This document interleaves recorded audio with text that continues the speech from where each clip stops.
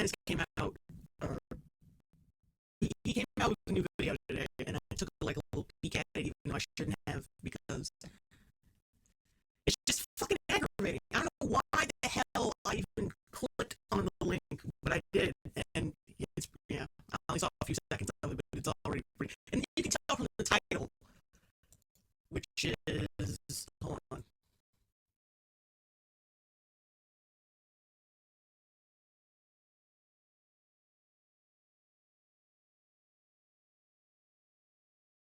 Okay. The title of the video is "Who's More Oppressed?" featuring Maria, that chick. You may recognize her too from other people's. I haven't done a video on her, but you've probably seen her from other people's videos. Mariana Marinade, shut up. She's just as insufferable as Riley, so. But yeah. Yeah, I needed a good laugh, and I knew this would give me a lot of material to work with. So let's begin. Let's do it. Today I'm here with Marina. I don't know why I pointed at you. The main thing I wanted to talk about is the Oppression Olympics, and basically, which one of us is more oppressed? Oh yikes! This is. He's starting to look more like a witch. He's got sunk. He's yeah.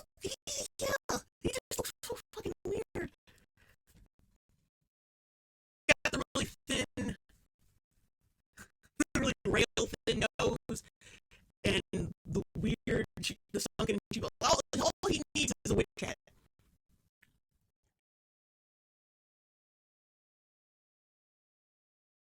But I think being a witch will require way too much work on his part. I mean, there's no witch who stays. There's a witch who really stays. Well, no, actually, he'd be a warlock since technically he is a guy. So, but yeah, witches usually get out, and usually they get out of the coven to harass children. I go very well. Yeah. Mm-hmm. So, like, I don't know. What are your thoughts on this? Because, like, you are a cis woman of color. I sure am. A trans white woman. Yes. So, what are your thoughts? Well, we all know that you are a lesbian, and therefore you are more gay than I am. So you are certified gay. I am a fake gay. You're a half gay. I am half gay. You're like, oh God, please stop. Please stop doing that. I can't stand it. I can't stand it when people who have no chemistry and no charisma pretend to have it. It's like watching the Holocaust in slow motion. It's horrible. It's horrible. It's like, could you be any more unnatural with each other? Like, we're sitting really close. It's just like that scene from Bob's Burgers. Oh, they certainly are standing next to each other. they don't have any natural chemistry. It's bad. Like a centaur. So I get homosexuality. Yes, so I get like 0.5 oppression points. I feel like we need like a chalkboard or something, and we can. We can like tally them up. Yeah, we can like write them down and have like a score for it, because that's how oppression works, right? Yeah, no, that's exactly. Fake laughter. Yeah, it works, I think. No, I'm better than you if I'm more oppressed than you, for sure. Fuck. Okay, so I guess we could talk about like the differences between. Yeah, I guess they're trying to be funny. Oh, people think we play the Oppression Olympics. This will show shitlords that we don't. Like, no, you still do. Showing that you have a sense of humor about about your own fucked up views and your own oversensitivity. It's not really showing anybody anything. It means you know and you don't give a shit. And it actually, in essence, it makes you look like more of a deluded asshole. Like, Nazis were going around saying, like, yeah, I'm a Nazi. I hate black people. Yeah, you guys are dicks for assuming that I hate black people. Like, I am a Nazi and shit. But you're the dicks for making fun of me over it. Yeah, whatever. Yes, I want to gas the Jews,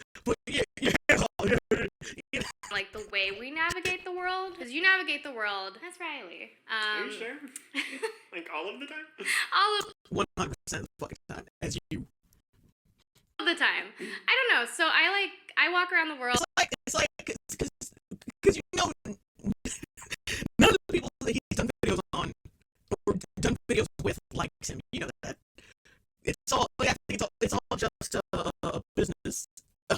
It's all just a business decision. Okay, let's do it. I want to do a collab with this person because they fall in line with my views or whatever. I just have the feeling that they're like subtly throwing shade at like really catty shade at each other through the entire video. As a very short person. There's our main oppression difference. It's just height. Is that a thing? Heightism? Yeah. I won't fit on planes. So I feel like you're the one who gets the oppression points I suffer for from that. a lot of tallism. Tallism, in travel heightism, industry.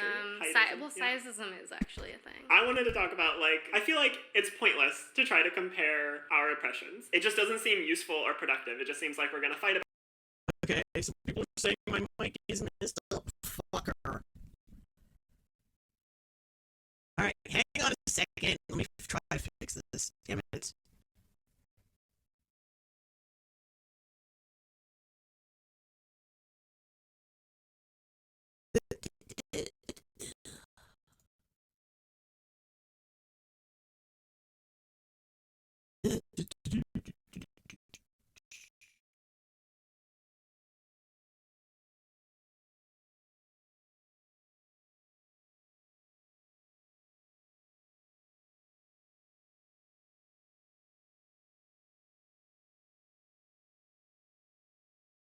Wait, I need you guys. I need you guys to help. Is the mic working fine now?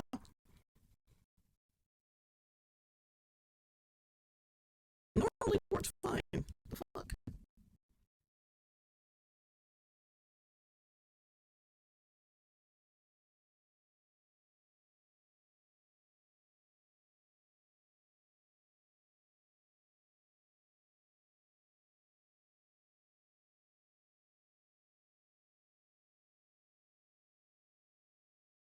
Oh, damn it. Alright. Okay, I might have to stop and start this back up again. I'll be right back. I'll be right. Okay. Okay, should be back on now.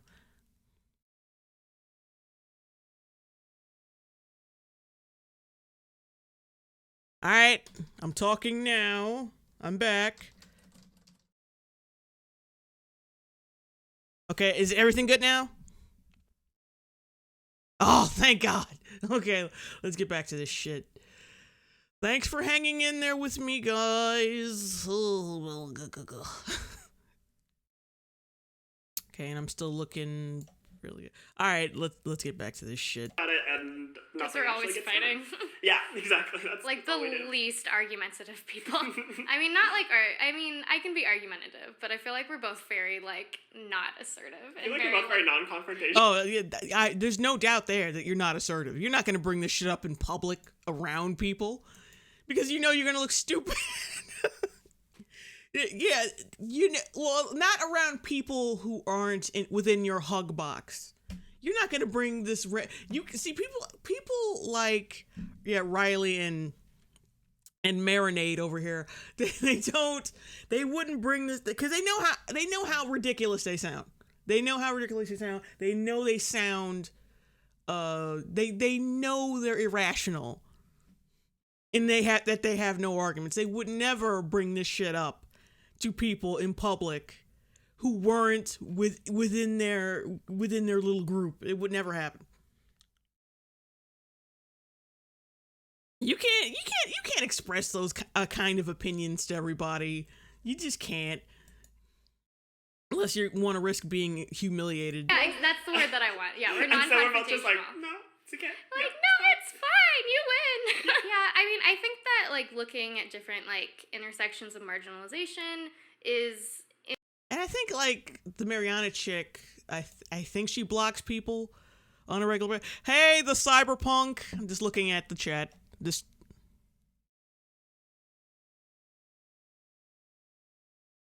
wanted to give you a shot because I wanted to give you one yesterday, but keeping up with the chat and streaming at the same fucking time irritates the shit out of me. But I want to like shout out everybody, but it's just important. You don't want to spend the whole video doing that. I think it can definitely it definitely shapes the way that you move out the world. And it's important to take that into consideration, I think, in your activism. But when it becomes kind of like a number, your activism, you can't even talk to people. You can't even talk to outsiders about this shit. How are you an activist and you can't expand you can't even bring your opinions to different people? Like, I'm non-confrontational, but I'm still an activist. That makes no sense. It's a damn shame people like Steven Crowder and a couple other motherfuckers are more of an activist than you. Like, they can go out and ask people questions and put their shit out there, but you're like, I'm not confrontational. I can't. What are people? What's verbalizing? I can't do that shit. In my activism. So your activism is basically limited to YouTube and Twitter, which isn't activism at all. It's I forgot what the fuck they call it. Yeah, basically it's armchair activism. It's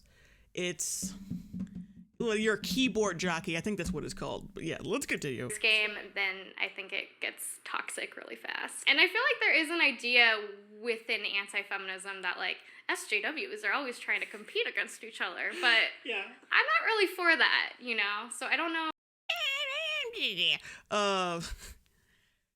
It's not that you're competing against each other, it's just when you fuck up, you demonize them to all hell and you kick them out of your ranks.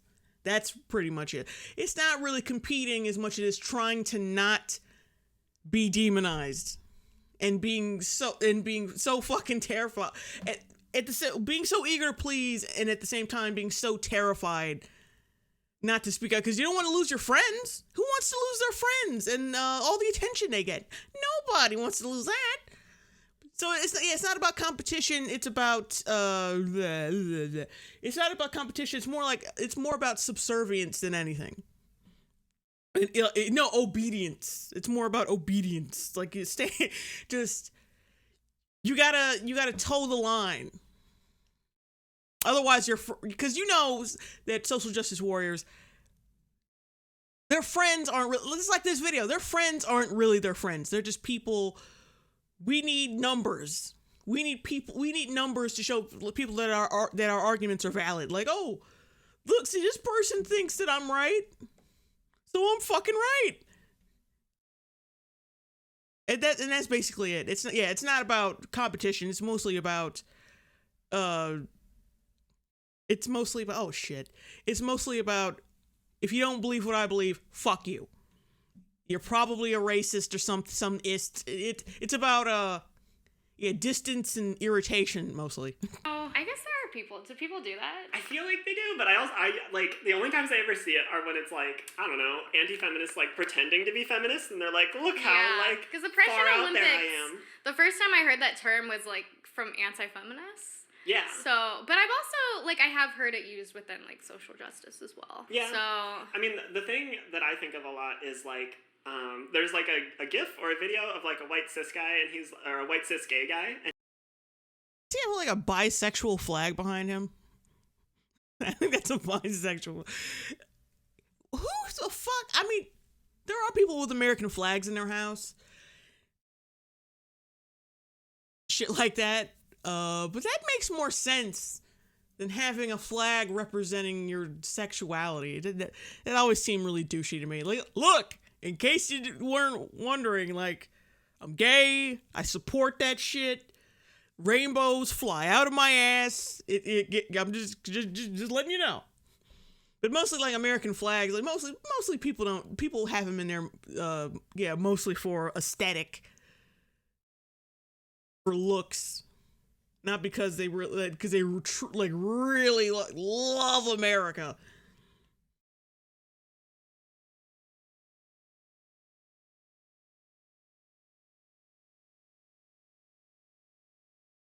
And you can already kind of say, I'm not sure if that's Riley's apartment, but it's somebody's fucking apartment. I think it's the other chick's apartment.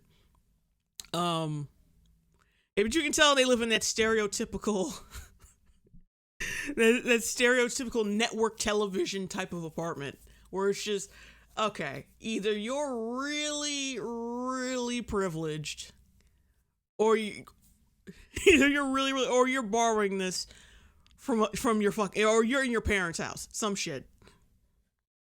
Because no one at that age lives in an apartment like that unless they're being just given money. He's like, you don't know what it's like to be a minority, and then there's like an Asian woman. I've seen that, yeah. And she's like, I don't know what it means. Is that like Project Runway or something? I've seen that. I don't know. It's like some reality show. I feel like. But it's like that kind of mentality where just like someone like gets this idea that like they're oppressed and therefore like they're more oppressed than everyone else. The only oppression that matters. Exactly. You know? Yeah. There's an episode of 30 Rock where it's like two actors, so it's like episodes of 30 Rock, and we're so unlike the other social justice warriors because we don't outwardly do this shit, even though we do. But yeah, we're not like the other girls. It's basically what that is. It's like, we're not like the other social justice warriors. We're cool. When we say fuck the patriarchy, I don't know, but like, you know, I know when we say fuck the patriarchy, I mean, we mean it, but it's like, we do it cool. Like when we only look half as cringy when we do it.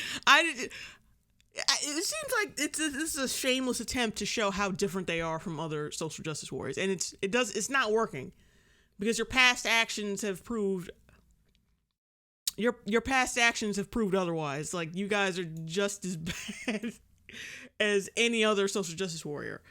The only difference is you're not like, what's her name say? You're not the fuck did she say? She said she wasn't confrontational. That's about it. But you still hold the same beliefs, and you're still just as petty and all this shit. And you really think you are this truly important person, and you're not. Like, you have this inflated ego. You're still the same fucking person. You're still the same kind of person. Jenna Maroney, who's like a white actress, and then Tracy Jordan, who is like a black actor, and they're both arguing like his head is shaped like a football. Like, Riley's head is shaped like a football.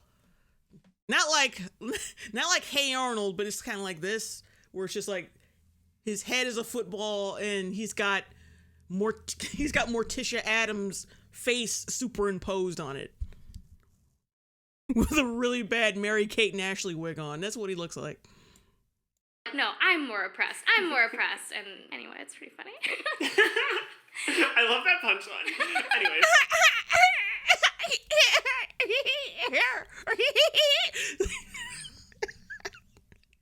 Oh my god. Shit. Rick the epilepsy guy, hello. Yeah, taking time to read the chat right quick. Yeah, Rick the epilepsy guy, hello. How are you?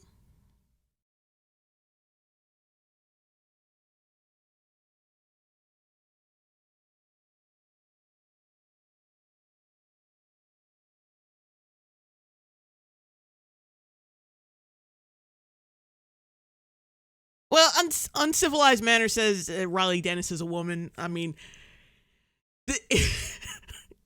my personal opinion is that he isn't. And that is just like a ruse. Like, yeah, he may have gotten some surgery to get rid of a few things, but he doesn't really look like he's streamlining. Usually when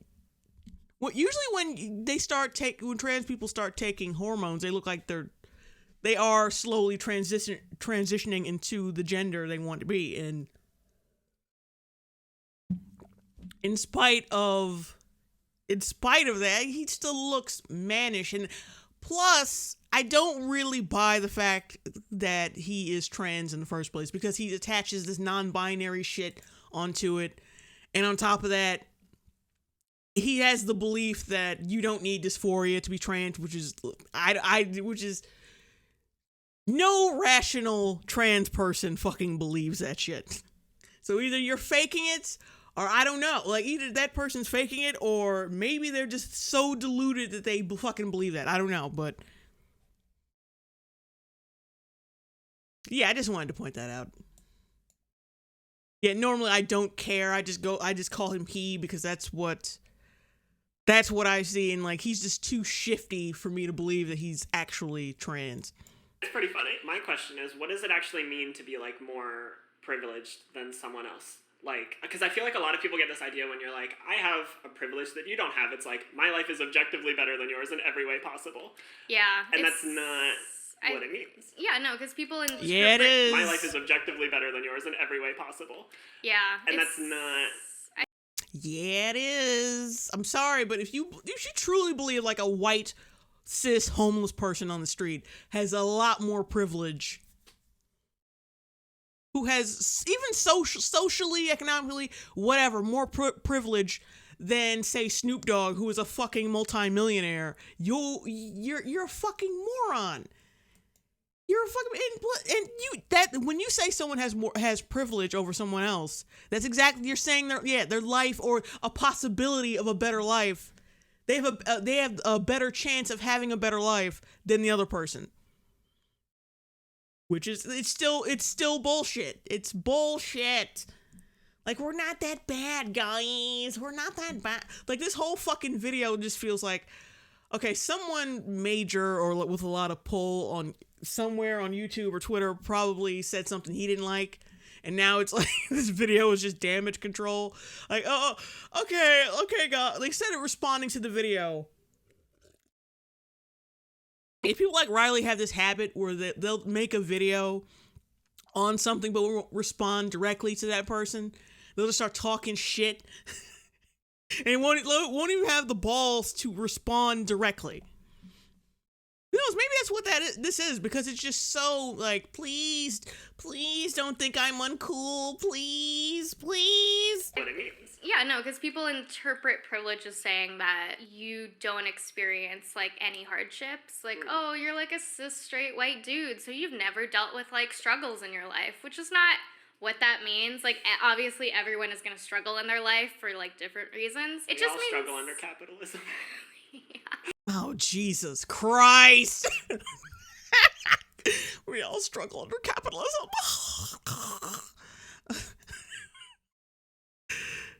Oh, God. Oh.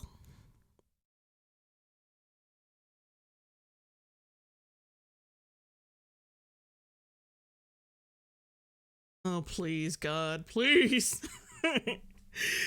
Capitalism. Like, he's a communist, too? Jesus Christ. Like, can you slow down? I already have enough to dislike you over. Like, stop piling it on. And fix your goddamn eyebrows, for Christ's sake. Jesus. More like capitalism.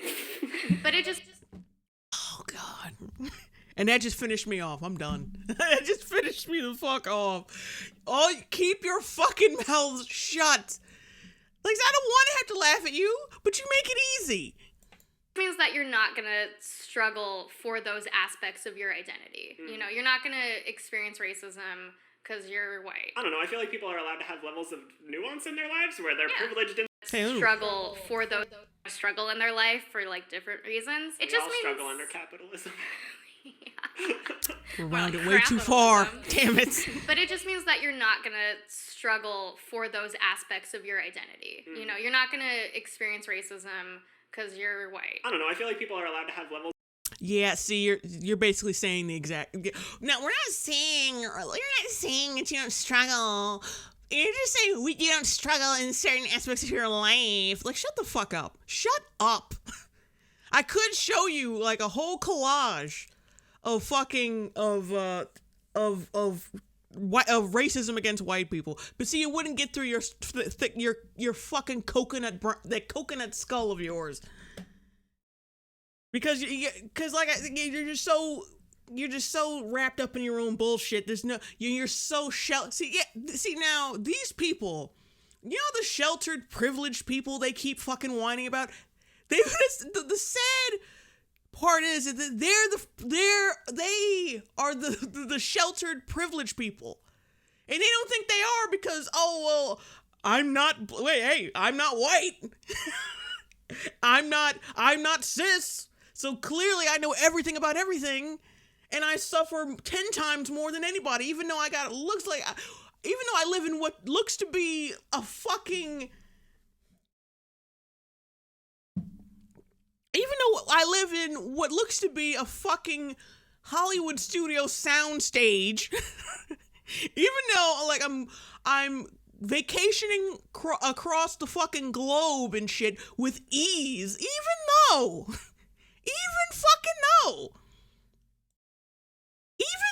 I have all this fucking money and I don't do jack shit with it. I have all this disposable income. I don't struggle in any other way. I don't really struggle at all. Let's be real. He doesn't. He doesn't. Somehow, I'm the authority. I'm the authority on struggle and being disenfranchised and all this shit. Get fucked, honestly.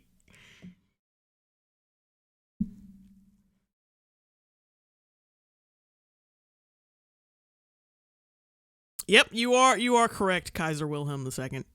I never experienced tyranny when never saw grading schools and plus the black school. I got called whiny. Yeah. Thank you for that, Rick the epilepsy guy. Grew up in a hood. Yeah, basically, I've known so many white people who come from this neighborhood I live in and other hoods around this hood. And somehow, like, you're telling me, oh, hey, Potato Bot, and somehow you're telling me, because I feel like I've lived and went to school with white and black people. You can't tell me shit. You cannot convince me of anything. But see, these little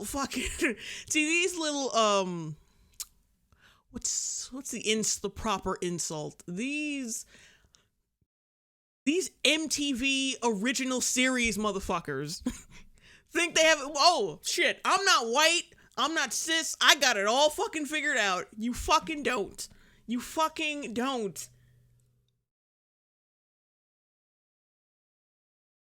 Let's continue. I was ranting.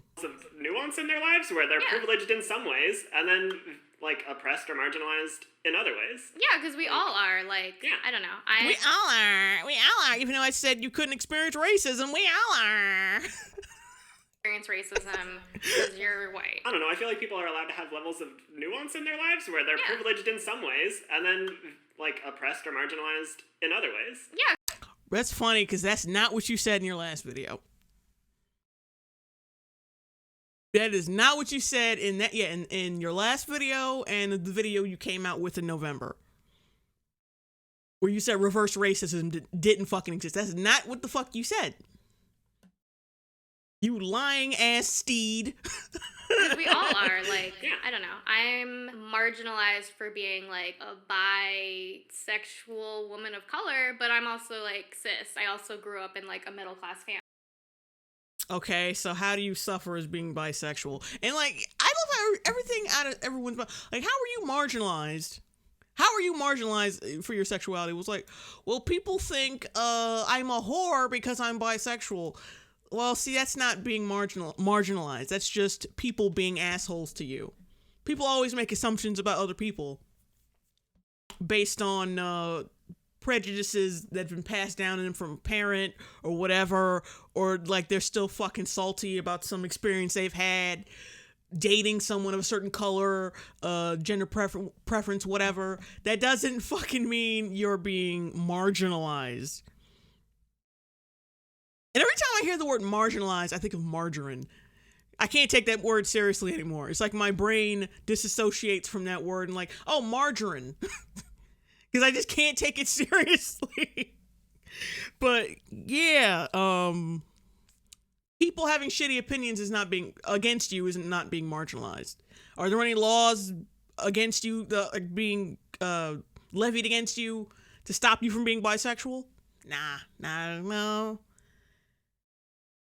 You're not really being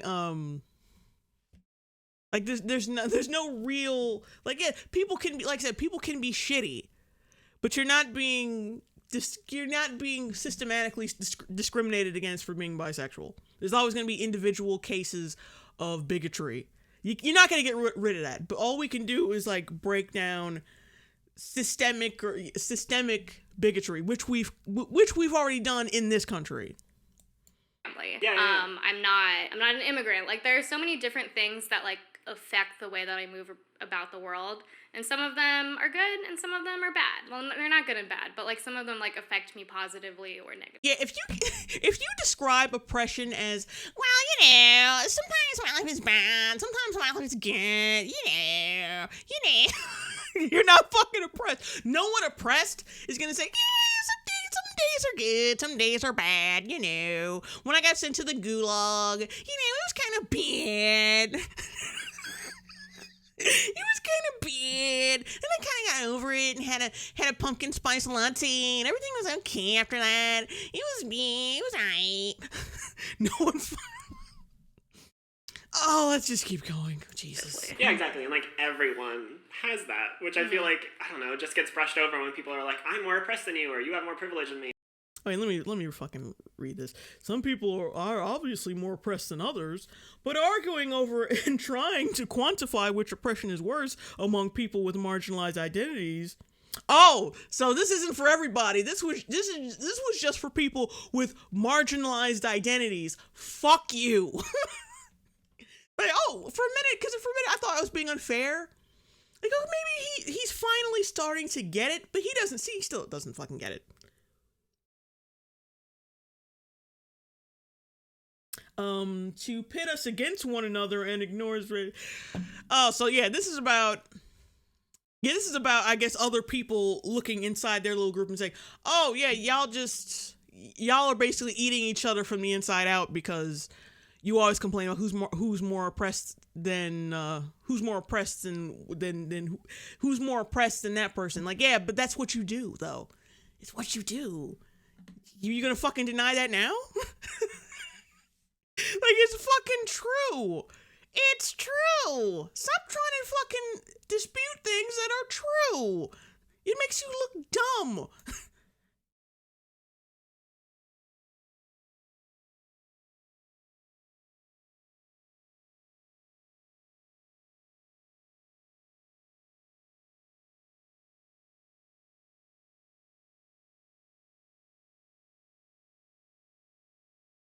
No one cares. No one cares about lesbian. Well, yeah, the chick on the right is bisexual. She's not really a lesbian, but yeah, I understand. I understand where you're coming from with that, Milo.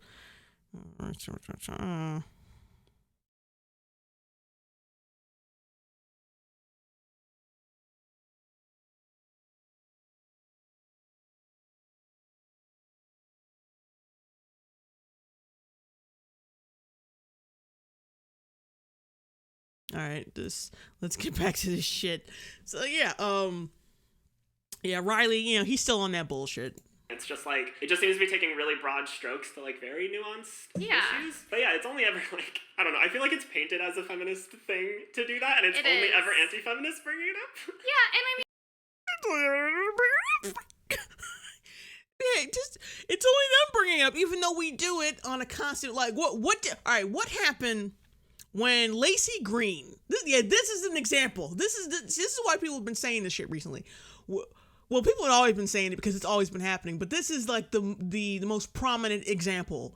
But remember when Lacey Green started to ease up on her social justice warrior leanings, she started to think more critically.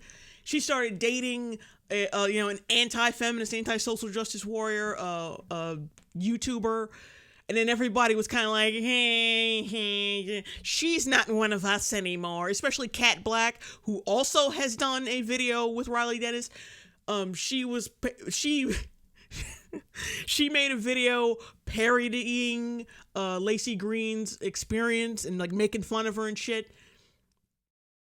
acting like she wasn't a part of the fold anymore, even though I think she says she still identifies as a feminist and does believe in women's rights and shit. Still believes in it's mostly the same shit. She just took a different approach to all of it, and she wants to have conversations with different people, and she doesn't want to be a fucking cunt, basically. So and how everyone on this side with Riley, like, basically told her to fuck off because of that. See, but I'm supposed to believe Riley's, you guys are the only ones who bring it up. No, motherfucker. We bring it up because we see your actions. That's basically it. That's why we bring it up, because we see you motherfuckers doing it. I mean, you are so fucking delusional. You're fucking delusional. Oh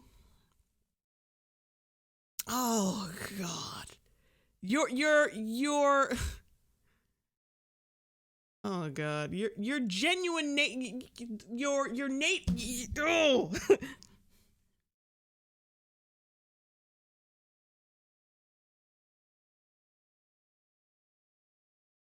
Oh, your authenticity is about as hollow as your septum. Oh, because people will use like BuzzFeed or Bustle articles as examples, and they're like really short, kind of clickbaity pop feminism kind of articles. Yeah. And like, okay, sure, if that's like the only type of feminism that you ever encounter and the only type of like. No, bitch. It's not. And plus, when you make the same talking points as BuzzFeed, I think it's time to reevaluate your fucking feminism. Because I love how they're shitting on BuzzFeed when you make the same fucking talking points as them. That's why people associate you with because you're all the fucking same hive mind assholes. It's not that fucking far-fetched. It's not that fucking far-fetched to come up with. Come on.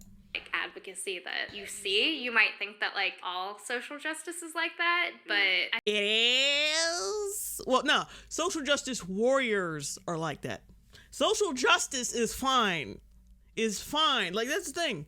It's what I've said in another video. Like, social justice is fine. It's when you fuck it up is when it's suddenly not fine. It's simple shit. When you act like a twat in the name of social justice, you will become a social justice warrior. Simple shit. Simple, easy, GED shit. You think people hate you because you are involved in social justice. No, people fucking hate you because you are involved in social justice and you act like a fucking twat. And that's why. It's just that fucking simple. It's the way you talk about it, not the fact that you talk about it. I feel like most feminists I know don't take that seriously, or they don't like consider it the most like helpful. Yeah. I mean, bullshit.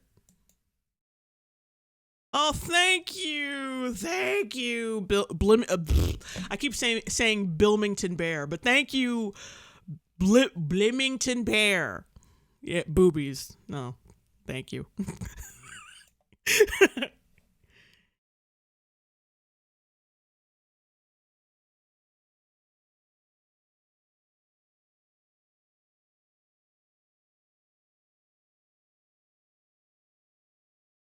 Okay. Like, I was Googling before this and saw that there's like a couple BuzzFeed quizzes that are like, how privileged are you? And you're just I took I took the how much of a feminist quiz are you, and I did like a video about it. All right, first you weren't associated with BuzzFeed. Now you are. I took one of their quizzes. Yeah, stop fronting. So you can't, you keep going back and forth. You ain't slick. I took one of their quizzes. Yeah, I know you did. Yes. It was ridiculous. Because it was just really arbitrary questions. And then it was also asking, like, if someone, if a woman in the workplace was making less than you, would you give up part of your salary? I'm like, are they assuming that I'm a dude taking this, or am I a woman? Like, there were a lot of, like, assumptions. They were just... Yeah, but man or woman, would you do it? Because you're supposed to be about helping women out and filling in them gaps. So you willing to fill in them gaps or what? That's a perfectly valid question like in this context, it's a perfectly valid question for a man or a woman. So, yeah. You willing to give back, bitch? It's really loaded questions. Yeah. They're rich, stuck-up asses. Like, it's a very loaded question, which means the answer is fucking no. Oh god, you money hoarding bitch. And things that I didn't necessarily agree with, but if you didn't like answer them the way that BuzzFeed wanted you to, then you were less of a feminist. Yeah, that's how the privilege one was weird too, because I was just like, they're all being treated as like one point of privilege. Yeah, they're very black and white. Yeah, and it's like, I don't know, there's like you weren't being black and white in this whole fucking video. Shut up. Like magnitudes to things, and there's like, I don't know, if you have like 10 questions about transphobia and like one question about racism, then it's like weighted in one direction, because it's just like the different smaller aspects of it. I don't know. Yeah, exactly.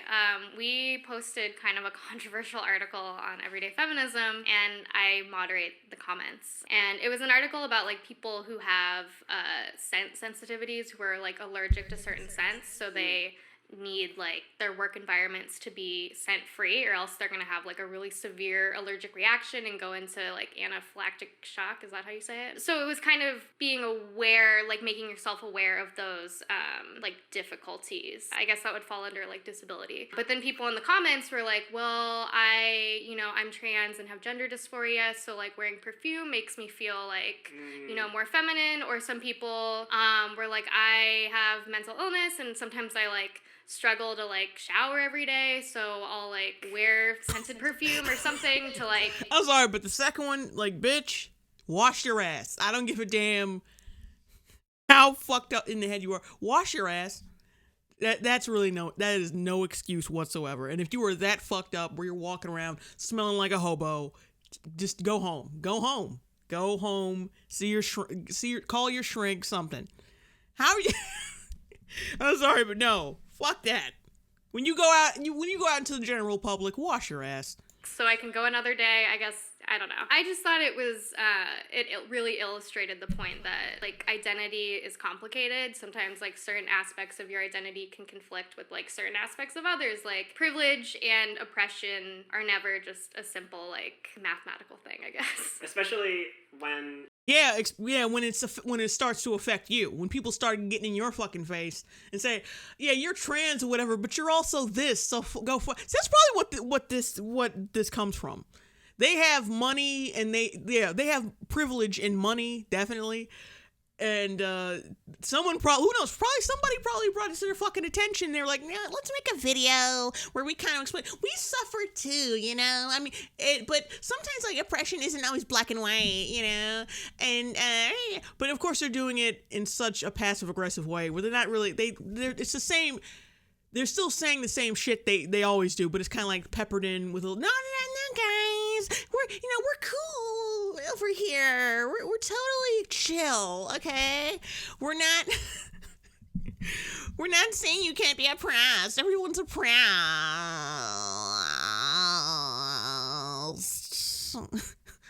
Yeah. I love making fun of that kind of voice. It's so satisfying.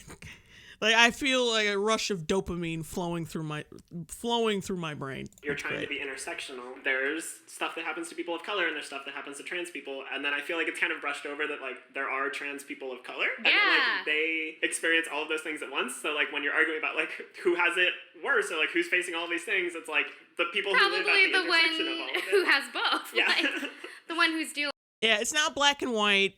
It's way more nuanced, but they seem to think, oh, well, see if you're black and of color all at once, like that's like totally fucking like fuck their individual circumstances. If you're just black, if you're black in some other marginalized group, you must have like the worst fucking life ever.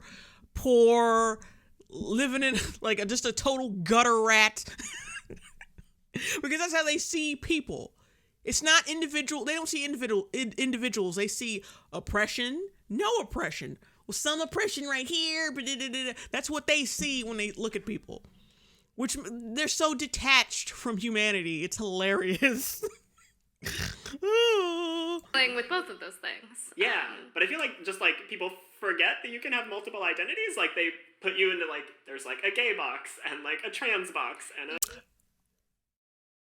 really? That's really rich coming from you.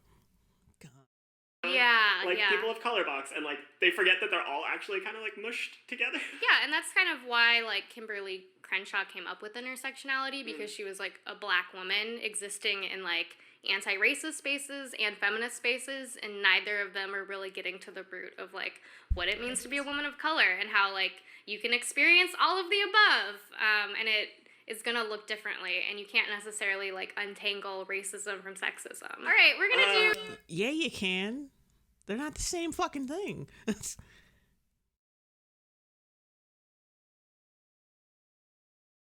No, it did. Oh, Bloomington, like, no, I got the super chat. I read it out. I thought you heard that. Okay. A video on my channel, so yeah. link it in the description. What's it about, Marina? I don't know yet, but we'll find out. It'll definitely be there when this video goes up. So if you like surprises, go check out my channell. Yeah, click the link in the. If you like the same fucking bullshit as Riley Dennis, get to my channel. It's the same regurgitated bullshit that Riley Dennis puts out, and like every other fucking person on like us on YouTube puts out. It's so good. It's gonna be good, you guys. It's gonna be great. No, go watch Marina's shit. She's great. If you haven't seen her already, I don't know why you wouldn't have. Oh yeah, but also we went and got my nose pierced. Yeah. So I want to show the video from that at the. Yeah, put more focus on your fucking nose. Put more focus on that face. Make people suffer. Like, if they weren't oppressed before, they're gonna be oppressed now. Oh, God. End of this. Do it. Alright, this is gonna be the last footage of my nose. Shit! Before it is pierced. Marina's here for emotional support. You had to show this? But apparently we can't film the actual procedure, so we'll see a good before and after. Say goodbye to this. You can't film the actual procedure? Why the hell not? I've seen, like, videos of people getting... videos of people getting their clits... Their fucking clits pierced. How come you can't film the procedure? That's weird. My nostril. It's beautiful. By Riley's nose. Thank you. All right. Why the fuck does she look like a... Why the fuck does she look like a librarian? No, she looks like a nerd from a 90s... A 90s kids movie. Why the fuck... It's like indoors they don't wear glasses, but as soon as they get outdoors they wear these like these glasses that probably have no optic benefit whatsoever, and they purposely go out of their way to make themselves look like old lady nerds. I have no idea why. So we'll see a good before and after. Say goodbye to this. You know what she looks like? She looks like a nerdy version of the fuck. She looks like a nerdy version of Jubilee. We can't film the actual procedure. Why you got that fucking raincoat on, good bitch? Before and after. Say goodbye to this part of my nostril. It's beautiful. By Riley's nose. Thank you. All right, we did the thing. It's there. You don't need to have the camera that close to your fucking face. I might have started to pass out a little bit, but I didn't pass out. But you didn't? What? Oh, God. And that's what matters. You're down so low, it's so hard to get us both in the shot. Shush.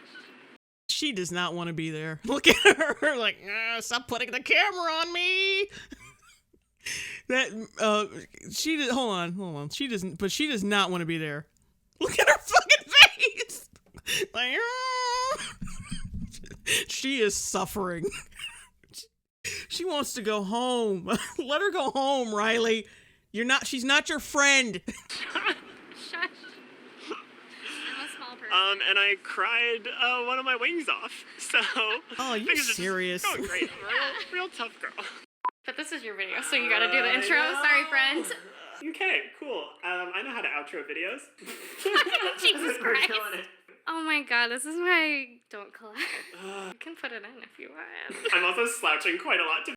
Yeah, it's just so artificial. It's so cringy to look at because their forced smiles and their fake laughter.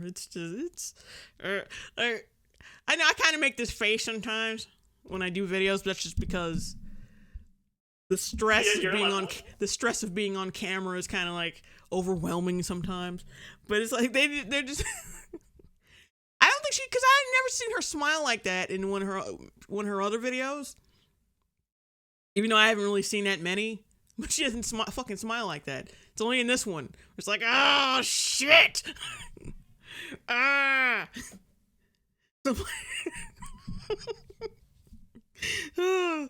Joker fucking sprayed me with some of that laughing gas. I'm fucking dying. I feel it in my bowels. I think we got some good content. Yeah. I think we talked for a while. Content. That's what we got. I hate clapping. Same. I hate everything. I'm sweating. Your hair is really pretty though. We're human. We're totally human, guys. This is your video. No, that's not. So you have to do the talking. Anyways, that's the end of the video for real. Bye, everyone. Bye. God damn it.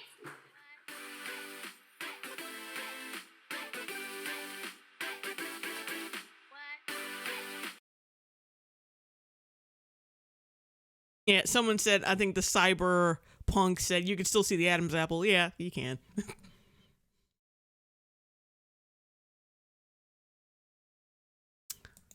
All right, that was... Why it took so long to realize I was a transgender lesbian. You know what? No. Yeah, see, I'm so tempted to click on one of these. Because I can't, this is the only time I've been weary of YouTube's recommended algorithm shit, because now I want to click on one of these slurs you shouldn't use, anti-slurs to avoid. Yeah, well, fuck it, why not? Hey everybody, today I want to go over some of the anti-trans slurs that are used every day to dehumanize, degrade... Oh, wait a minute. I remember this one. I remember watching a little bit of this. Alright, let me just... and hurt trans people. The reason I'm making this list is because I've genuinely heard some well-intentioned cis people refer to trans people using a slur because they didn't know it was a slur. So I hope that by shining a light on these words and letting you know just... Or using a completely innocent fucking word that you suddenly decided was oppressive or a slur. Just how awful and hurtful they can be, that you can choose to remove them from your vocabulary if you want. Obviously, you're free to say whatever you want. I can't force bullshit you not to say these words. I think there's a strong argument to be made that hate speech isn't free speech, but at the end of the day, it's ultimately up to you if you want to use these words or not. Please don't pretend I'm forcing you not to use them. I'm just giving you the information, informing you how these words have been used to harm. Yeah, but see, once you give them the information, and they don't do what you want, you kind of side-eye them and think that they're a fucking bigot. See, yeah. You can try to play that game like, oh, no, I'm not forcing you to do anything. See, it's like that passive-aggressive parent shit. They'll tell you, like, no, okay, you can do whatever you want, sweetheart. But I would prefer if you did what I want. And then they fucking guilt you. They guilt you for the rest of your fucking life over some shit. Yeah, it's like that. Trans people and hoping that you will make the compassionate decision to avoid using them. These words are derogatory and hurtful and used to justify violence against trans people.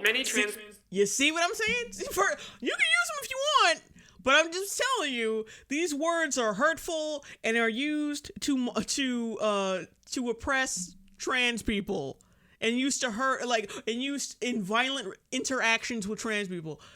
See what I'm saying? He can't fucking help himself. People have been driven to suicide in part because of these words. And obviously, if you're trans, this video could be very hard to watch. So you're free to click away if you're not comfortable hearing all of these slurs. I'll link to some... It's hard to watch for a completely different reason, Riley. resources in the description that can help you. And please remember that you are worthy of love and respect regardless of your gender. Also, just so you know, every time I... yeah, unless you're cis. Fuck, other than that... But yeah, other than that, yeah, you are worthy of love and respect. Say one of these slurs in this video, I'm gonna put like a watermark over the screen somewhere just so that people don't take these clips out of context and be like, oh look. you are really bad at illustrating points if you have to keep doing that. Like, what? If people take things out of context, I have to keep putting a watermark up in my video. Because your subscribers are jackasses. That's why. Either that, or you can't make a point to save your life. It's Riley saying a slur. So, with all of that being said, let's get into the list. The first one, and the most major one, is tranny. This word is often referred to as the T-slur, and it's unfortunately really common despite the fact that it's super derogatory. While quite a few trans people have reclaimed it, which is something we'll get into later in this video, it's still widely considered a pejorative, and it's best to avoid using it. The next word is she-male, which is a word largely used in the porn industry. As such, a lot of sex workers and porn actresses refer to themselves as she-males. And that's okay, but that doesn't mean it's okay to just call every trans person a she-male. The word has misgendering built into it because it's saying that trans women aren't real women, but instead male women. It alienates them as something weak. Yeah, he's always constantly going back and forth between, okay, this word is fine. It's fine, but don't use it. I mean, it's fine when other people use it, but just you can't use it, person I'm talking to that I don't know what gender you are. It's used in porn, like, so basically you're admitting it's mostly used in porn. It's basically a fucking category on Pornhub. Of course, there are some people who probably use that shit, but not really a slur. It's a category on Pornhub. Weird and different and gross. It tries to associate them more with being men when in fact they're actually women. GLAAD has classified both tranny and she-male as defamatory words in its media reference. Stop referencing fucking GLAAD. They're not always right, you know? Yeah, next is ladyboy, which is largely used in reference to trans women. Come on! Here we go. I think this is the realm where we go into the realm of complete bullshit. From Thailand, and usually sex workers. Again, for trans women to reclaim that word is fine, but it's generally considered derogatory to refer to trans women that way for the same reasons that she-male is derogatory. It others trans women and misgenders them, because they're not boys, they're just ladies. Next is trap, which is usually used to refer to... See, this is the one, they got me to stop watching the fucking video. It's not a slur. It's used to describe boys who dress up as girls, and no one uses it for trans people. They use it for traps. Traps are basically just, men, like, transvestites, basically. It's not a fucking... Yeah, you've been cruising some, You've been cruising a special part of the internet there, Riley? Trans women who trick cis men into believing they're cis women. No! That word is used to describe a guy dressed as a girl. A cis guy dressed as a girl. Oh my god. The idea behind the word is that trans women are disgusting and no man would ever want to sleep with or date one. So if a man is attracted to a trans woman, obviously he only got there because she was a trap. The anti-trans ideas that are... Oh, Jesus. Okay. Yeah, Advent says ladyboys in Thailand actually call themselves that. It isn't a slur. I loved... Bloomington Bear says, I loved Riley and Mama. That's a good one. That's a good one. Yeah. All right, let's get back to this shit. Pervasive in our society make a lot of straight men hate the idea of being attracted to a trans woman. They feel like it emasculates them. So if a man is attracted to a trans woman, obviously he only got there because she was a trap. That's not where that fucking came from. Oh my god, how can you be so out of touch with people that you don't even know, like, you spend all your time on the internet making your living on the internet, but you don't know the origin of the shit you're talking about. How is that even possible? Trans ideas that are pervasive in our society make a lot of straight men hate the idea of being attracted to a trans woman. They feel like it emasculates them or makes them gay or something. Obviously. Well, traps are gay. liking traps is gay. Because the whole allure is the fact that they are men dressed up as chicks. That's the allure of the whole thing. And we've already established that traps are just men dressed up as women. It has nothing to do with transgender shit.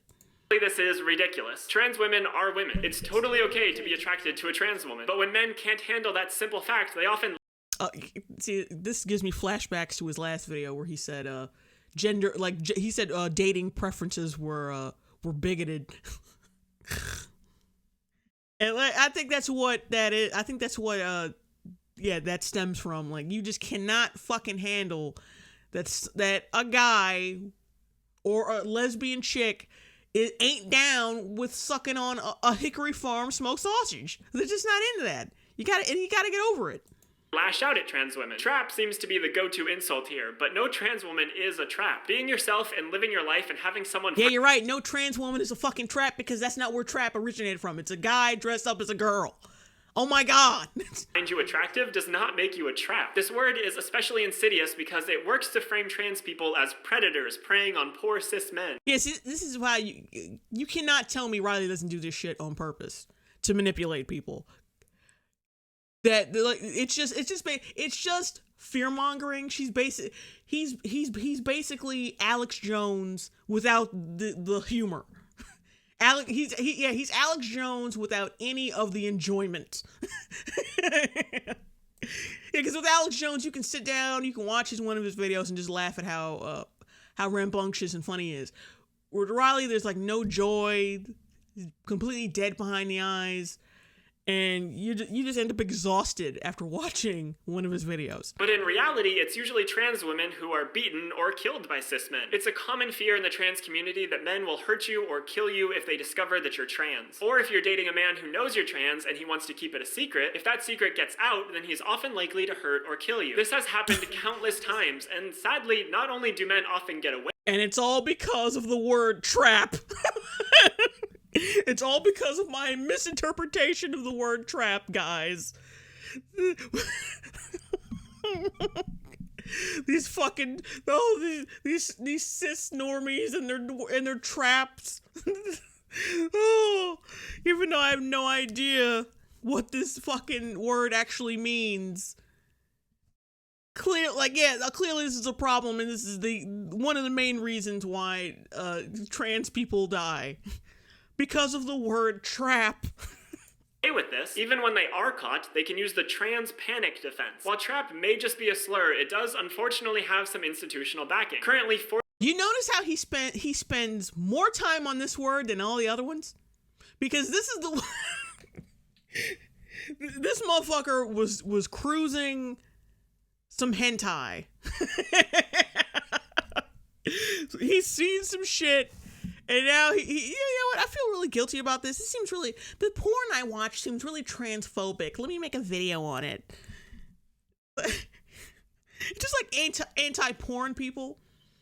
The porn they enjoy is the porn that they denounce the most. They're basically this huge fucking hypocrites. But yeah, I think it could be a combination of things. Like somebody... either was talking about him and on Twitter or some shit and mentioned traps and like, oh, is that a slur? Did you just call me a slur? And then made a fucking video on it and added all this other shit sprinkled in just to look less embarrassing.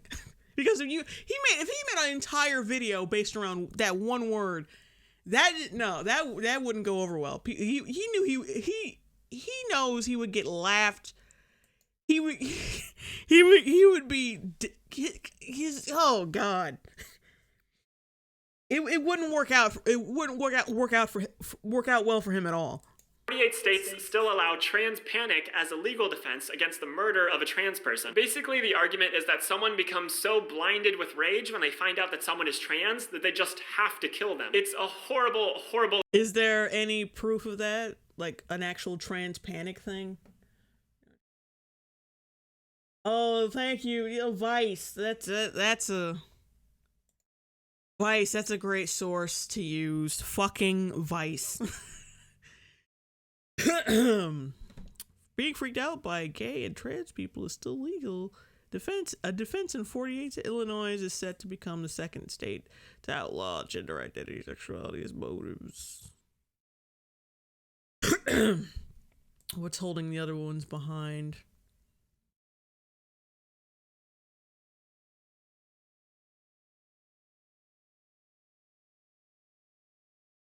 The Bar Association is... Yeah, actually, you know what? No, fuck, let me get back to the video.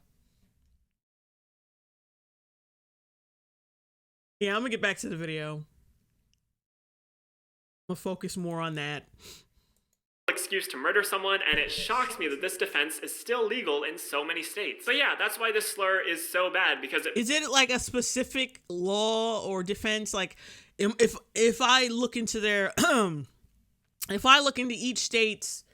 into the laws of each state, or like, if I look into each state's laws or whatever, am I gonna find trans panic in there? Or is this just some shit where a couple people have said, oh yeah, I thought this person was trying to trick me, and I fucking flipped the fuck out and beat the shit out of him? Is it something that's actually a fucking, like, a law, like something that has been written up as being acceptable, or is this something that a couple people is this a defense that a couple people have used? I want specifics, damn it. Plays into that idea that trans people are deceitful and therefore they're gross and should be hurt or killed. Next is thing. A lot of people, when they don't know what gender someone is, or when they want to dehumanize a trans thing, the thing. I'm guessing that movie, that John Carpenter movie from the 80s is transphobic, because it's called The Thing, that's got to be like super duper transphobic. Trans person, call them a thing. I think it's obvious why this is dehumanizing. People are not things. Trans people are not that thing. They are humans, and they deserve the same basic respect as all other humans. Next is it. In a similar vein to thing.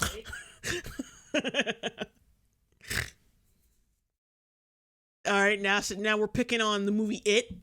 Like, where does it stop, Riley?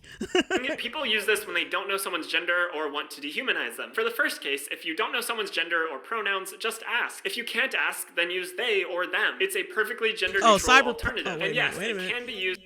Cyberpunk asked, have you seen his saying it's okay to be wise? Yeah, I even did a response to it. Hang on, I'm gonna link you right quick. Yeah, I did a response to that one.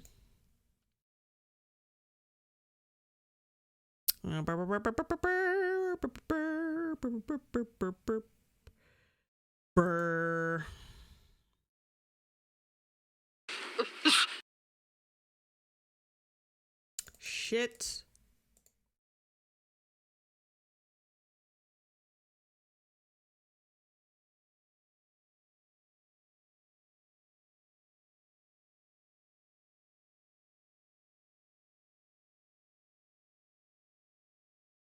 Shit.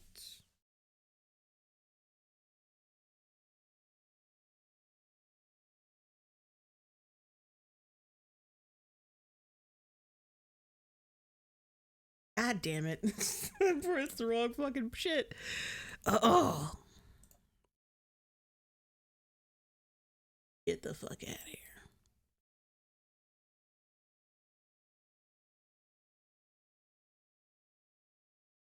Alrighty.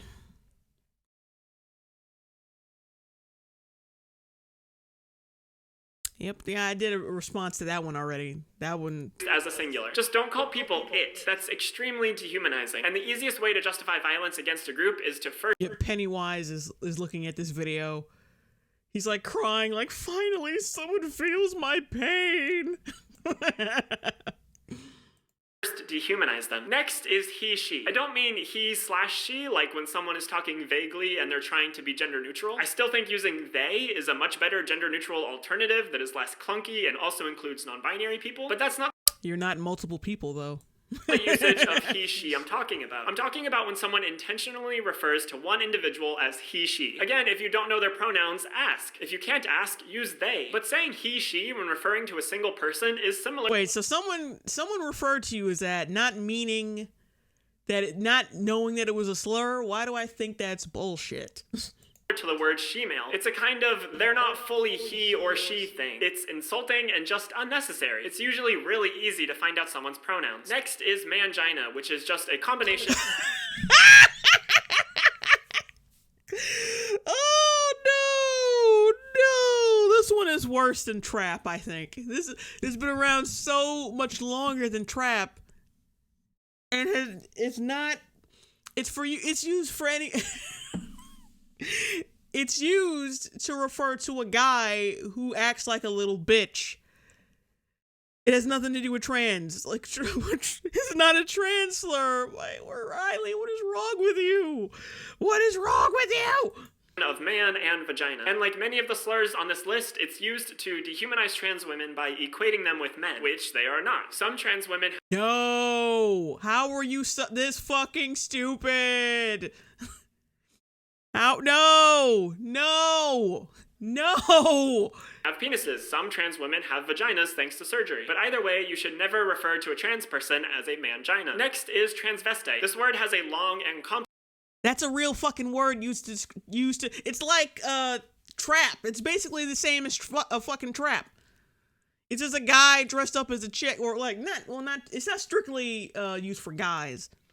It's like anyone who dresses up as the opposite gender, basically. It's not a fucking slur. Hold on. Blah, blah, blah, blah.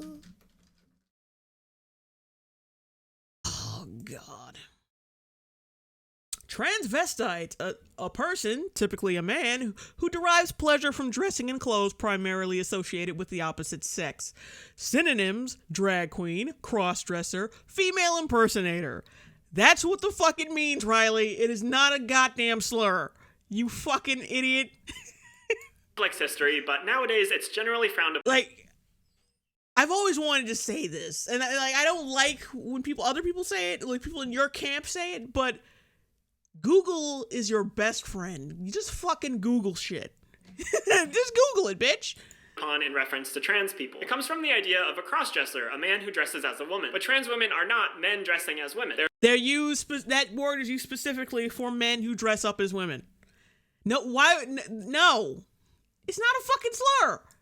Oh my God.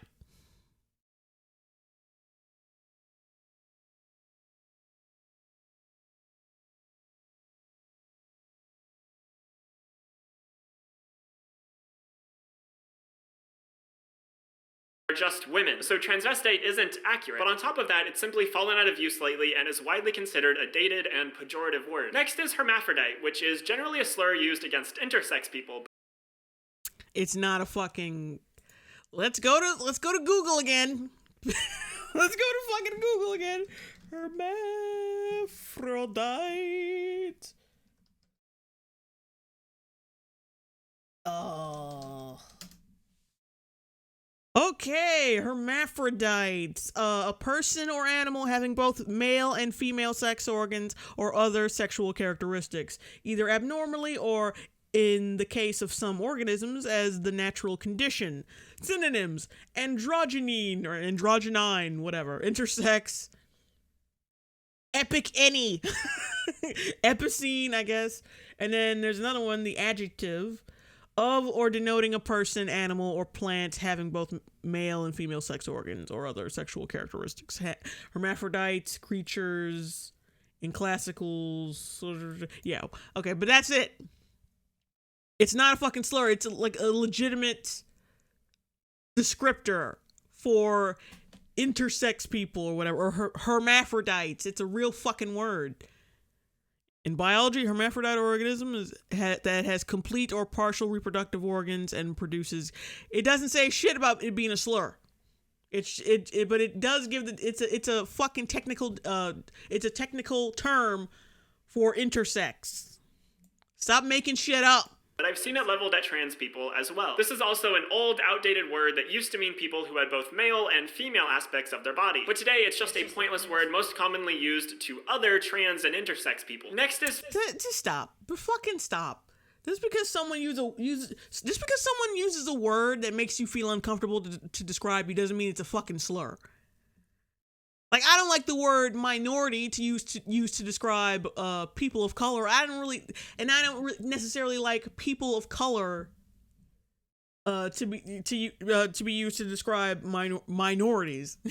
But it's just a descriptor. Like, no one's fucking saying it. It's not a slur. It's just a descriptor. It's being said. It's just being said to describe certain people. It's not like the N-word or shit like that. No, that's a fucking slur. Coon is a slur. Spear chucker's a slur. But minority or person of color, as I find those words, they're not slurs. Faggot, which is usually a slur used against gay men. Naturally. However, it's often used against trans women as well, both as an anti-gay slur and as a stab at misgendering them. It manages to call a trans woman a man and then further tries to insult them by using an anti-gay slur. It conflates trans women. Honestly, I really like saying that word. Like, not as a slur against gay people. Like, not as a hateful. I just like saying the word faggot. It's really, it's kind of fun. Men with gay men, which they are not, and in general is just a very derogatory word. So those are all the main anti-trans slurs that I'm. Well, I mean, I do call Riley at times fagnito. So there's that. I'm aware of. Though obviously there are probably more than that out there. Please don't use these words. Again, I can't force you not to use them, but I'm recommending it with every bone in my body. But I can think of 2 exceptions in which I think it'd be okay for people to use these words. The first is if it's a trans person referring to themselves. When a trans person refers to themselves using an... Yeah, when they refer to themselves in a hateful manner, like, that's fine. When they really don't like them, when they use derogatory terms against themselves, that's fine. Perfectly fucking fine. Don't know why it's fine, but it's fine. Oh god, is this gonna be like the N-word discussion with black people? Is this what's we reclaimed it, so that means it's different? Like, no, it's the same fucking shit. Stop acting like you can't reclaim that. I mean, well, you can, but it still holds that same negative connotation it did before.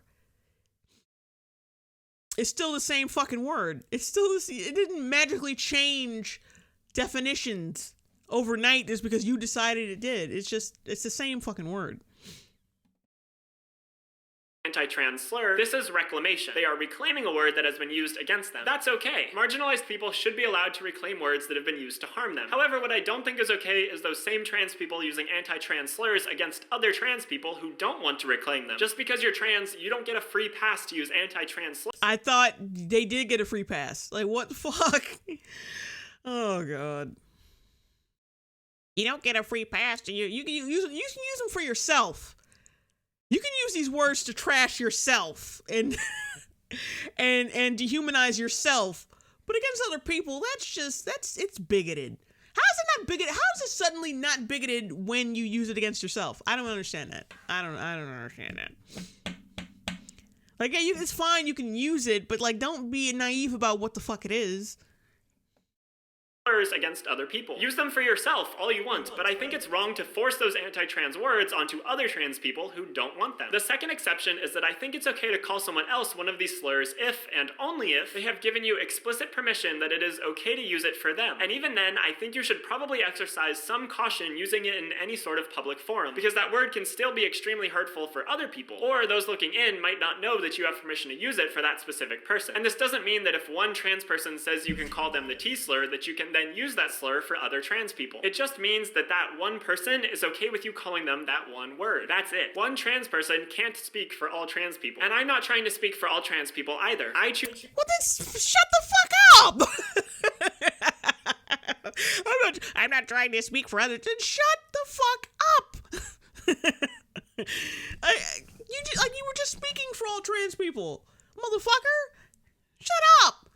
Choose not to reclaim these words. I personally don't want anything to do with them, but other trans people have every right to reclaim these words for themselves if they want. It's completely an individual thing, and I can't tell you how other trans people are gonna feel about it. But I do think it's best to take these words out of your vocabulary. It's better safe than sorry, and they do hurt a lot of trans people. Part of being a compassionate person is being aware that your choice of language does affect people and can really hurt them. Also, it's important.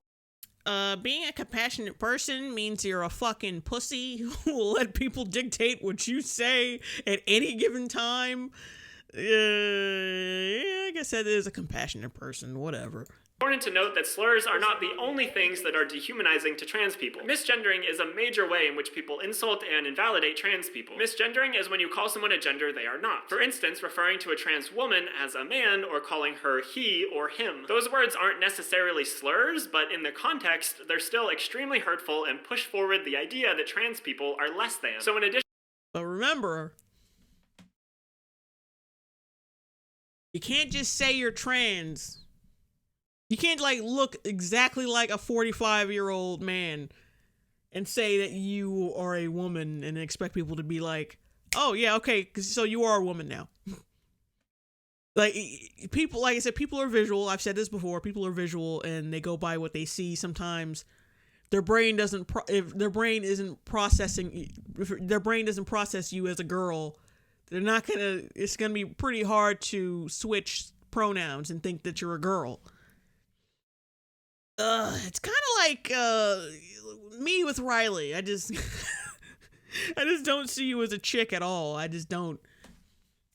But it's mostly because you kind of sound like you're full of shit.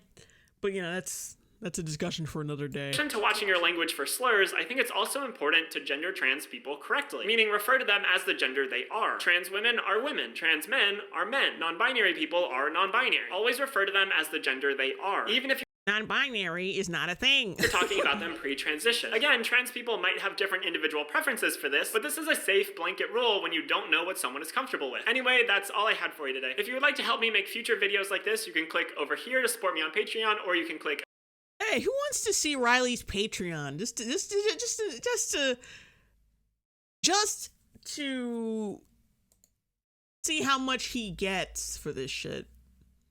I'm curious. I'm really fucking curious. All right, he's got like 245 patrons, and he gets paid $930, nearly $1,000 a month for this shit.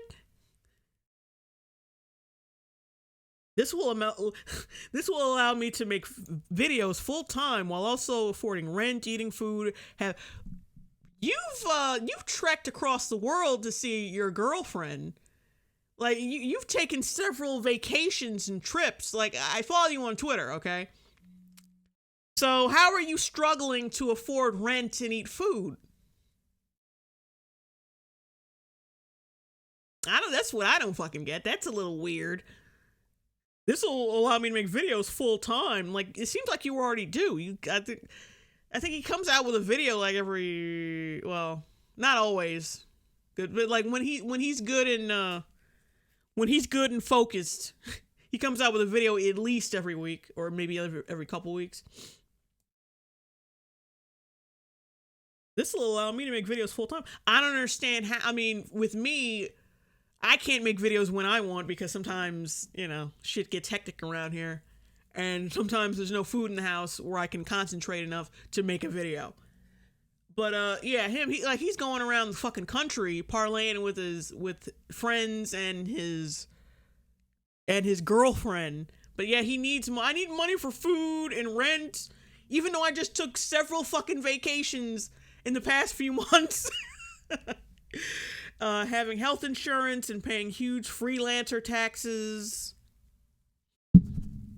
Yet, like I said, he travels and shit. Expect a lot more videos, live streams, and I kind of reach this goal. It seems like he's doing fine though. Like I said, if you follow him on Twitter, you've seen like I think he just moved to fucking Australia, just recently. It's sad that I know that, but I know that somehow. Let me check the chat right quick. Tell me Riley doesn't sound exactly like Adam from... Okay, Lobster Johnson says, tell me Riley doesn't sound exactly like Adam from... Don't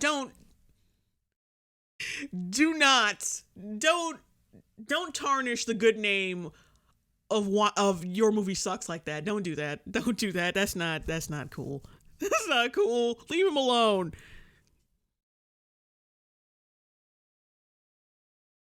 And I love how in his Patreon, he doesn't say shit about hormones, like for his treatments or like surgery. He doesn't state any of those things on his Patreon, which is weird. Like, so, because remember, like, this costs a lot of money. Like, he has to transition. He's taking all these trips and all these vacations with his girlfriend, and he has to eat and pay rent and all this shit. And he used to live in California, so that shit is not fucking cheap. Especially when you look around his apartment in his videos, that shit's not fucking cheap. So he's already got to have some money. He's already got to have some money. Like I've said before, you know, either he's gotten some money from his fucking parents or whatever, because like there's no way you can afford all that shit and still on Patreon talking about I need to eat, guys, I need to eat. Oh my god. Let's go to this one. Trans women are not biologically male. I know there are people who don't think being transgender is a thing, and this video is not for them. This video is for the people who say, yes, trans women are women, but they are still biologically... Like, yeah, he used to incorporate a little editing in his videos in the past. It doesn't really add anything because his personality is basically the same throughout the whole video. I mean, like, even his sarcasm is stilted, whatever. Male. Because while their intentions might be good, the impact that these words have is actually very harmful. Trans women are not male, and saying that they are allows some people to justify the mistreatment of trans people. So I'm going to assume that you already really believe that trans women are women. If you don't believe that, this video isn't meant to convince you. Maybe instead of leaving an angry comment, you could go do some research. Why? It's not meant to convince you, but like, it's a video that's trying to be convincing of this fact. Oh, okay. Into what it means to be transgender. I will leave some links in the description to some very good resources to get you started. Alright, so let's say that you're trying to be a good ally to trans people and you heard that sex and gender are two different things. Sex is biological and gender is a social construct. That's not entirely true. Sex and gender are two different things, but they're both partly social constructs, just in different ways. For a long time, gender has been assigned to people based on their perceived sex. A doctor looks at a baby's genitals and determines what gender it will be raised as. In our culture, this used to be unquestionable fact. You were raised as the gender you were assigned at birth, and being transgender wasn't... You're not assigned a gender at birth. You are, they look at you and your assigned gender is what your fucking mother and father gave you. Not the doctor. The doctor just looks at you like, oh, you're clearly a boy. You know, let's take a look. Because they usually determine gender when you're old enough, like in the mother's uterus, like to tell. No one, what assigns you gender is nature, not the fucking doctor. Just want to clear that up. It's an option. This doesn't mean that trans people didn't exist. We've existed as long as humans have existed, but being transgender was not a mainstream topic of discussion. Today, many of us recognize that gender is far more complicated than a person's perceived sex, and we're able to acknowledge that people can be transgender. Gender was a social construct before, and still is now, but how we construct it has changed. That fucking Adam's apple, that's a social construct. Jesus. Now we can say that your gender is based on how you identify because we realize that basing gender on perceived... Because you keep telling me that... society keeps telling me, like, no. It's not distracting. But then your Adam's apple tells me otherwise. Sex was oppressive. Again, I'm not really talking about society at large because a lot of people still don't fully understand what it means to be transgender, but I mean within trans-accepting communities. However, even within these communities, binary sex has, for some reason, stuck around as the same kind of unquestionable fact that we used to think gender was. I've made a video before about intersex conditions and how sex isn't a perfect binary, but for now let's just talk about what it means to be male or female. Because I would argue that sex needs to go through the same change that gender has already gone through. It's not a static fact, it's a social construct. No, it's not. Women have XX chromosomes, men have XY chromosomes. Like, you cannot talk people out of that. You cannot explain that away. Like, you can't just be like, oh, that doesn't exist anymore because us as a society, we've grown up past that. Like, how the fuck society... chromosomes is not like racism. It's not something we can grow up from. It's not something that we can like evolve from, like socially. No, it's not. It's a scientific fucking fact. Stop it. Sure that some people are having this knee-jerk reaction that sex is based on biology and you can't change a person's biology. But that's exactly what we used to say about gender. Sex is a way of categorizing. But you can't change your gender. You can only present as the other gender to alleviate dysphoria. That's basically all you can do. But you're not, because it is respectful to acknowledge that someone, like if someone looks like a chick, yeah, they're gonna think you're a chick and they're gonna respect your pronouns and shit. But if you don't, it gets a little tricky, because if you have male characteristics, people are gonna go by those characteristics. You can't just talk people out of that sometimes, a lot of the time. Now, you can present as a girl all you want, but yeah, you were born a guy. You can't really change. You can't change chromosomes. Like, it is nicer it is nicer to adhere to someone's pronouns. But I'm just saying, like, you can't change your gender or your sex. It's impossible. Humans based on a combination of a few traits: chromosomes, genitals, gonads, hormones, and secondary sex characteristics like facial hair or breast development. Most people never have their chromosomes tested. They're not tested at birth, and they're not tested at regular checkups. Are you fucking serious right now? Oh, God. Save me. Save me. Now, hold on a second. I want to play this.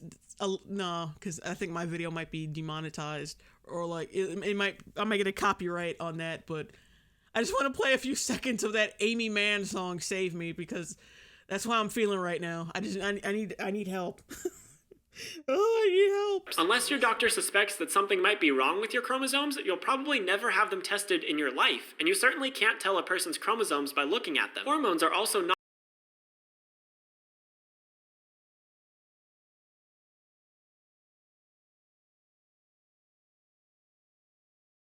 But you can tell if they can, if they have a uterus and a dick and ball. Like, come on.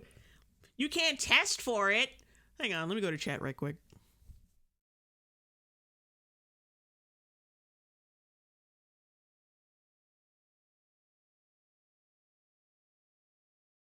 Oh, bye, Nil Wings. Thank you. I will pay Riley never to say gonads again. Man, support your channel. Firefox is such an awful browser. Nah. It's better than Chrome, that's for sure.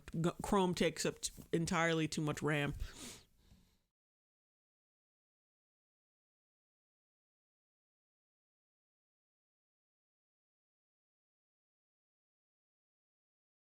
Let me keep playing. Not visible without a test, and genitals and gonads are usually not visible most of the time. So the way that most people have of determining someone's sex is simply their secondary sex characteristics that developed in puberty. Before puberty, children with penises and children with vaginas are really not that different. It's the rush of hormones around puberty that begins to develop the secondary sex characteristics. People with penises tend to develop facial hair, gain muscle mass, and get a deeper voice. People with vaginas tend to develop breasts, get wider hips, and have more subcutaneous fat. But these are not perfect differentiators of sex. Some people. Yes, they fucking are. Come on. Like, men could get breasts, but that usually happens when they're fat. I mean, I think there are men out there who do get, they get like overactive mammaries and shit at one point. But yeah, that doesn't mean they're chicks. There's a difference between our titties and man titties. Like a penis and vagina, that's not a great way to differentiate between gender. Shut the fuck up! Oh my god! Oh. You deer in the headlights, zombie. People with penises don't develop much, if any, facial hair, while some develop beards, and the amount of facial hair that they have doesn't make them more or less male. The same goes for people with vaginas. Some of them will develop large breasts, some of them will develop small breasts, but neither of those is more or less female. There's a lot. Yeah, I know. No one's disputing that, like, at all. But that doesn't mean let me just keep going. Of overlap between these characteristics. Some people with vaginas will have deeper voices than some people with penises, and some people with penises will be shorter than some people with vaginas. It's not like all people with penises fit into one box and all people. See, but that doesn't mean they're closer to the male. Like, if that doesn't mean Kathleen Turner has one of the deepest fucking voices I've ever heard coming from a woman, okay? That doesn't mean she's closer to being a man, or that her chromosomes are probably a little icky because she's got a deep voice. That is... Oh, shit. Oh, God. What? I can't handle this shit. I really can't. And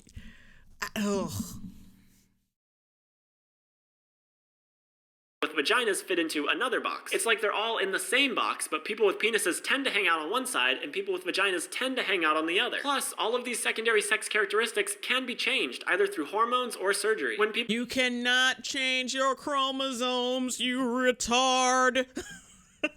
You cannot change your chromosomes. It's impossible. You can appear more like one of the other gender or like one of the other sex, but you cannot change your sex. It's impossible. That would require magic, which does not exist. People assigned female at birth take testosterone, they tend to get deeper voices and grow more facial hair, while people assigned male at birth can take estrogen and develop breasts and more subcutaneous fat. And if puberty blockers are taken before hormones, a person assigned female at birth might never experience a female natal puberty, or vice versa for people assigned... That doesn't mean that they don't be... that doesn't mean they're suddenly a chick. Like, if a female to male trans person takes puberty blockers, doesn't mean, and they don't experience a female puberty, does not mean they're not female anymore. Just means they don't go through fucking puberty. That means someone with a pituitary disorder. That means someone with a pituitary disorder is magically not their gender because they don't go through fucking puberty. You fucking idiot! You're so stupid! Why are you stupid? I've never met someone so stupid. I've never seen someone as stupid as you. And male at birth. So the sex you were assigned at birth doesn't necessarily tell you what secondary sex characteristics you'll have later in life. That means that telling someone you know their sex based on their secondary sex characteristics is just not true. But you still think you can tell someone's sex based on their genitals? I can tell you're a man by your ginormous fucking Adam's apple, your mannish arms, like when men have those little bumps on their fucking shoulders, your hairline, your fucking jaw, that little, that peach fuzz on your fucking lip that you're trying really hard to hide. That's how I can tell you're a fucking man. Even by your ears, I can tell you're a man. It's really easy. I can even tell you're a man now. It's very easy. Or gonads? Well, genitals can be changed with surgery. Some people assigned male at birth have vaginas, thanks to a surgery called vaginoplasty. Some people assigned female at birth have penises, thanks to a surgery called... Yeah, see, because if you deny the chromosomes, all that's left is the surgery and the hormones. But see, why would you have to... If gender doesn't exist, and it's only a social construct, why would you have to take hormones and get surgery? You fucking dumbass! Phalloplasty. So genitals aren't a great indicator, and gonads, so ovaries or testes, are often removed in the case of testicular or ovarian cancer. But if a woman has her ovaries removed due to cancer, is she no longer female? If a man has his testes removed due to cancer, is he no longer male? I don't think so, and I don't think you can say that gonads define a person's sex without believing that. So out of the 5 ways we have of determining someone's sex, 4 of those 5, hormones, secondary sex characteristics, genitals, and gonads, cannot be accurately used to determine someone. Okay, hang on a second. Hey, Jane Longbone, you are one of the best thank you. I mean, you're sweet, but I think you're wrong about that. But you are hilarious. Thank you. I have a big request for you, I'm sure. Remember the Zootopia comic you reviewed? Well, there are more. Yeah, I know. I've got something in the works for another one of those. Another one of his comics. Another one of Borba's comics. I just have to fucking work on it. I have to finish it. But yeah, I responded to another one of his comics, and that will be coming out one of these days. So yeah, look out for that. I mean, it might take a little while because I still have to work on my Beauty and the Beast review and some other shit I want to get out. But yeah, you're gonna see that. So you really think I would miss out on some more Zootopia cringe? No.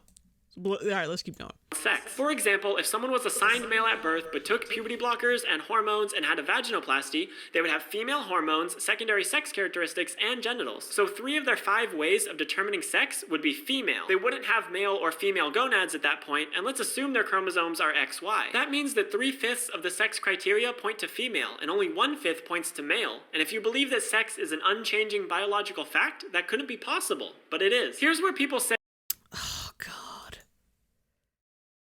sex is an unchanged male or female gonads at that point, sex characteristics and gender on someone's sex. Yeah, I think I know why he talks so fast. It's because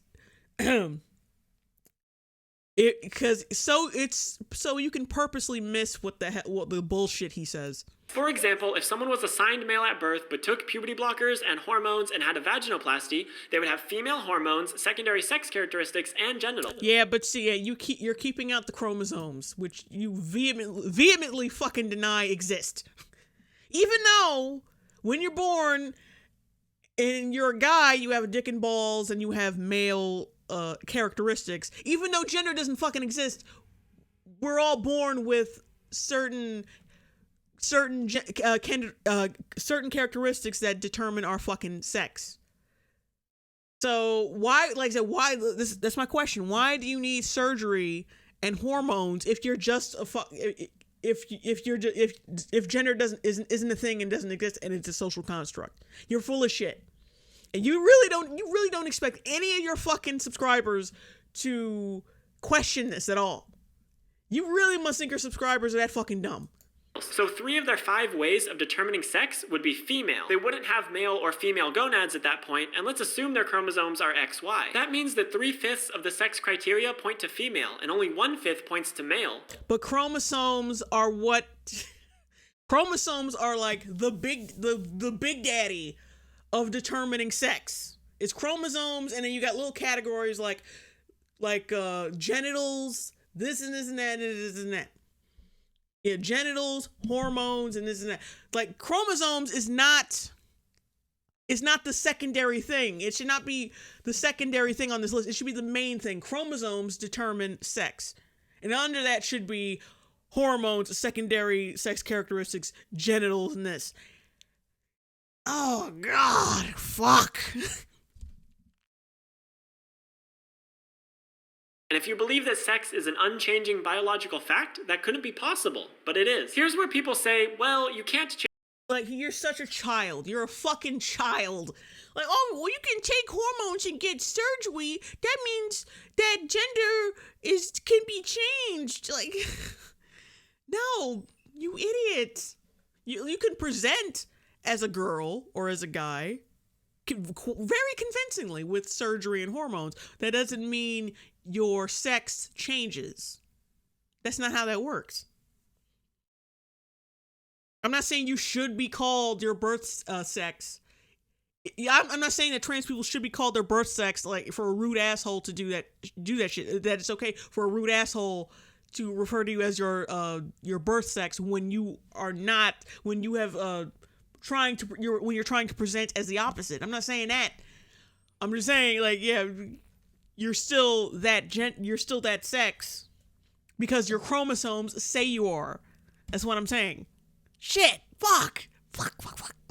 Change your chromosomes, and yeah, that's correct. But if you want to argue that sex is entirely determined by chromosomes, then you're arguing against the definition of what we call biological sex. Because sex has never been only about chromosomes. It's been about all 5. Is. So that's why you got 19,000 dislikes against 3.4 thousand upvotes, because you're a fucking idiot. You're a fucking moron. How do you not learn? Because that's what you're supposed to do on YouTube. You're supposed to look at what works and what doesn't work. And you're supposed to listen to people's feedback in order to become a better YouTuber. And you're not fucking doing it. You're not fucking doing it. people are telling you point blank, plain and simple, you are a moron. Like, and there's some shit you are clearly getting wrong and that you need to learn about, and you don't fucking do it. You are the fucking worst. You want one of the worst YouTubers ever. And you're being held. It's just like the Jake Paul thing. You're being held up by a fucking group of people who can tolerate you, which is not the same thing as having fans and having and it's not the same thing as being good. Of these traits. And tell me, what good does dividing people based on their chromosomes do? If chromosomes don't determine your hormones, secondary sex characteristics, gender, it fucking does. That's the problem. Or gonads, what purpose do they serve in differentiating people? The answer is they serve no purpose. There's no reason to divide X. Yes, they do. Like, if you want to fuck a guy, you want to fuck a guy and you've been really looking forward to it your whole life. You like cock. You like sucking on it. You like manliness and strength and shit like that. You're gonna want to look for a guy, and you have to use sex characteristics to differentiate between a guy and a girl. Now, like I said, like a lot of there's some trans guys who can pass as a guy, which is fine. But yeah, they have to, if they have to get surgery and hormones to present, for a woman to present as a man. What the fuck does that tell you? It tells you that your chromosomes determine what the fuck your gender is. You asshole. Ugh. X people and XY people. That is an arbitrary distinction that has no effect on how the person looks or behaves or navigates the world. You can't know someone's chromosomes by looking at them, and even if you could, it wouldn't give you... Yeah, you kind of can, though. You can. I'm looking at you right now, and I can tell you were born a guy. Any useful information about the person. That's the point I'm trying to make. Sex is not... But you can't tell a person's soul by their sex or by their sex chromosomes. You know, you can't tell by their heart and their soul by their chromosomes. It's bigoted to do otherwise, guys. Come on, you gotta be open-minded. A biological fact because it is determined by things that are largely changeable, and the only part of it that is unchangeable doesn't have any real-world effect. So it is just as much a social construct as gender is. But I'm not saying that for a trans person to be trans, they have to have all the surgeries and take all the hormones. A trans person is trans if they claim that identity, because a cis person doesn't become... No, they're trans if they have dysphoria. Full stop. Point blank. I Ching. Halt. Who goes there? You have been stopped. Please clap. Period. Trans when they have their ovaries removed due to cancer. And a trans person isn't cis just because they can't afford hormones. Having a vagina doesn't make you a female, regardless of whether you were born with it or got it through surgery. Gender is about... See, but you can't say you have cancer if you haven't been diagnosed with cancer. That's the thing. You cannot self-diagnose. Like, if you don't have money to get the test to see if you have dysphoria, well, that sucks. But like, you can't say you have dysphoria until you've been tested for it. There's been times where I felt mannish. That doesn't mean I have fucking dysphoria. It means, oh shit, I haven't seen my tits and I haven't had my hair down in a while. You know, I feel kind of, but that doesn't mean I'm trans or that I have dysphoria. It just means I felt icky one day. Like everyone gets that way a little bit, but that doesn't mean they have like dysphoria and they need to transition. Your identity, and therefore, so is sex. The fact that sex is so fluid means that thinking of sex as a It's not. It's fucking not. It's not. Sex is not Capri Sun. Sex is not like a Capri Sun commercial where it's just fluid flying everywhere and fucking like, no. It's not. It's not. It's really not. Binary, unmoving fact of life is just wrong. So if you're a trans woman, you're female. If you're a trans man, you're male. And if you're neither a man nor a woman, then you're neither male nor female. Biological sex You cannot be no gender. I'm sorry. That is the dumbest fucking thing ever. If you were born a gender, because you cannot be born genderless. That's fucking impossible. You got to be born with fucking chromosomes. Either from either one or the other. Yeah, you can say you don't have a gender, but you still have one. It's like, I'm sorry, but like this shit is so fucking fake.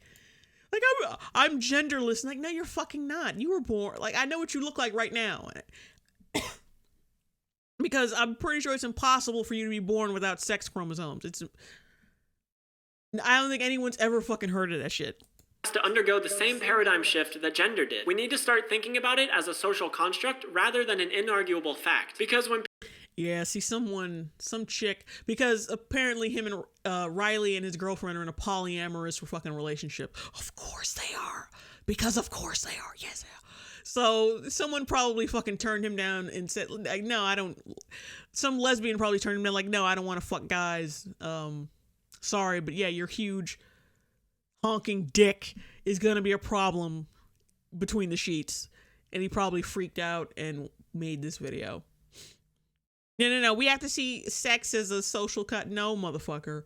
No. Because you know what happens then?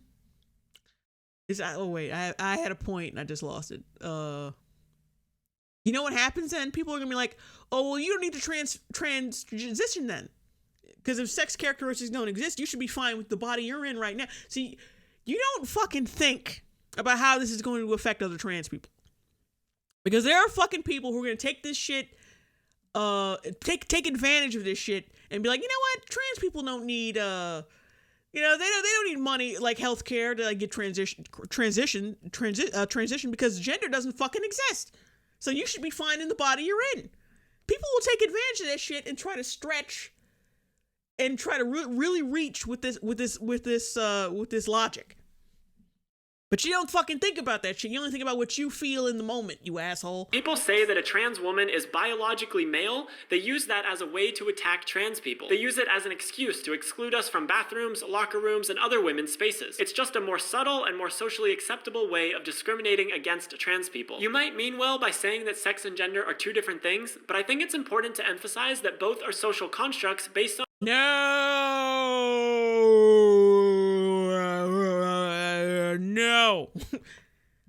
One of them possibly a social construct. Possibly. And the other one is definitely fucking not. It's fucking not. N-O-T. N-O-T. It is not a social construct. You can probably make a fucking argument for gender, probably, even though I don't really believe that either.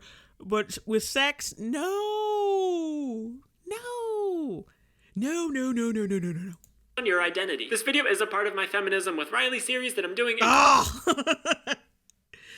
does this have to do with feminism, by the way? Collaboration with Everyday Feminism, a website dedicated. A website that is trash. That is pure trash. And break down everyday oppression. Thanks so much for watching, and I'll see you next time. Oh my god. This video is definitely next. Some children are transgender. Talking about transgender issues among adults is one thing, but what happens when a... Hold on, pause it. Let's see where this is going to go. I mean, the downvote ratio, the downvote upvote ratio ain't looking good. Yeah, so let's take a little look at this. I know this is going to be terrible. We all know this is going to be terrible. You know, ooh, God. Part of me doesn't want to press play, but I'm going to do it anyway. Child is trans. There have been plenty of stories in the media about children as young as 3 years old coming out as transgender, but most of the media is really bad at covering stories like these. Wait, let me rewind that. Because a part of me just like wants to tune him out. Yeah, about children as young as 3 years old coming out as transgender, but most of... Yeah, 3-year-olds also come out as Elsa, as the Black Panther... dogs. They come out as a lot of things at 3 years old. Why the fuck? Let's just keep going. The media is really bad at covering stories like these. They tend to sensationalize things to make them seem more extreme than they actually are. Yeah, they are extreme. Because at that age, parents usually make most of the decisions for children. Almost all of them. Where you go to school, when you wake up, what you dress, what clothes you wear, all that shit, what you eat. So the fact that a child just decided they were transgender and the parents indulging that means the parents are making that decision for the child. Because as a parent, you're supposed to be like, okay, come on, like, you can humor them for what little shit they want to do for fun, but there's a limit to that shit. Kids can, like, they want to jump off the roof to see if they can fly, but that doesn't mean you fucking that doesn't mean you say, hey, get the fucking ladder. Like, no, because you know there's gonna be some downfall from that. They don't fucking understand complex shit like sex and gender. That's why you shouldn't indulge this shit, because they don't know shit yet. They don't know shit yet. That, I think a lot of people have some deeply ingrained misconceptions about what it means for kids to come out as trans. So let's run through some of these myths. Myth number 1, transgender children immediately start taking hormones that cause irreversible changes. Yes, some of them fucking do. There's actually one case where a 14-year-old boy started taking fucking hormones before, he started taking he realized the transition was a mistake and he reversed it. He had to end up reversing. He had to get surgery on his chest because he was developing breasts. Yeah, that was fucked up. But yeah, he started taking hormones before he was 18, way before he was 18 years old.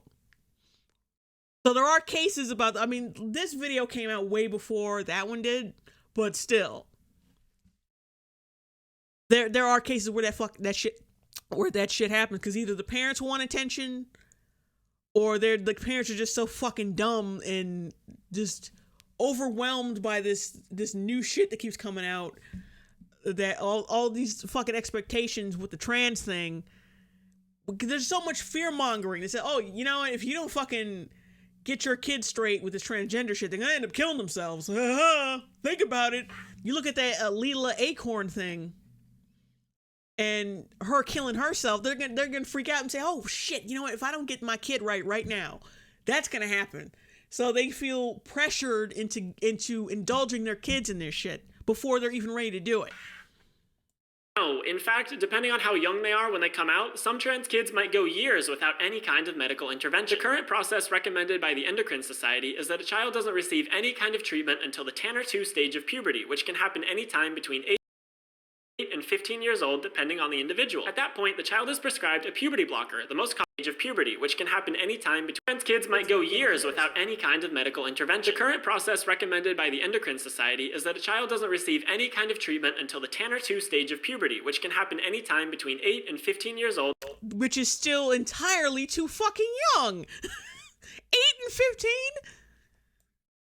Depending on the individual. At that point, the child is prescribed a puberty blocker, the most common of which is gonadotropin-releasing hormone, or GnRH. Puberty blockers have been studied for decades as a treatment for precocious puberty, basically early puberty, and they've been proven to be safe and effective. Puberty blockers simply delay the onset of puberty. The reason for this is that it gives the child more time to consider their gender identity and potentially to work with a therapist to figure everything out. But there are plenty of people who transition in adulthood and seem to do it flawlessly. They go from one gender to another, like I said, almost flawlessly, without any really. So why does puberty have to be blocked to, and before they turn 18? Why does that have to happen? That just seems a little sketchy to me. That's just me. Okay, the Cyberpunk asked, have you done any videos on queer kid stuff?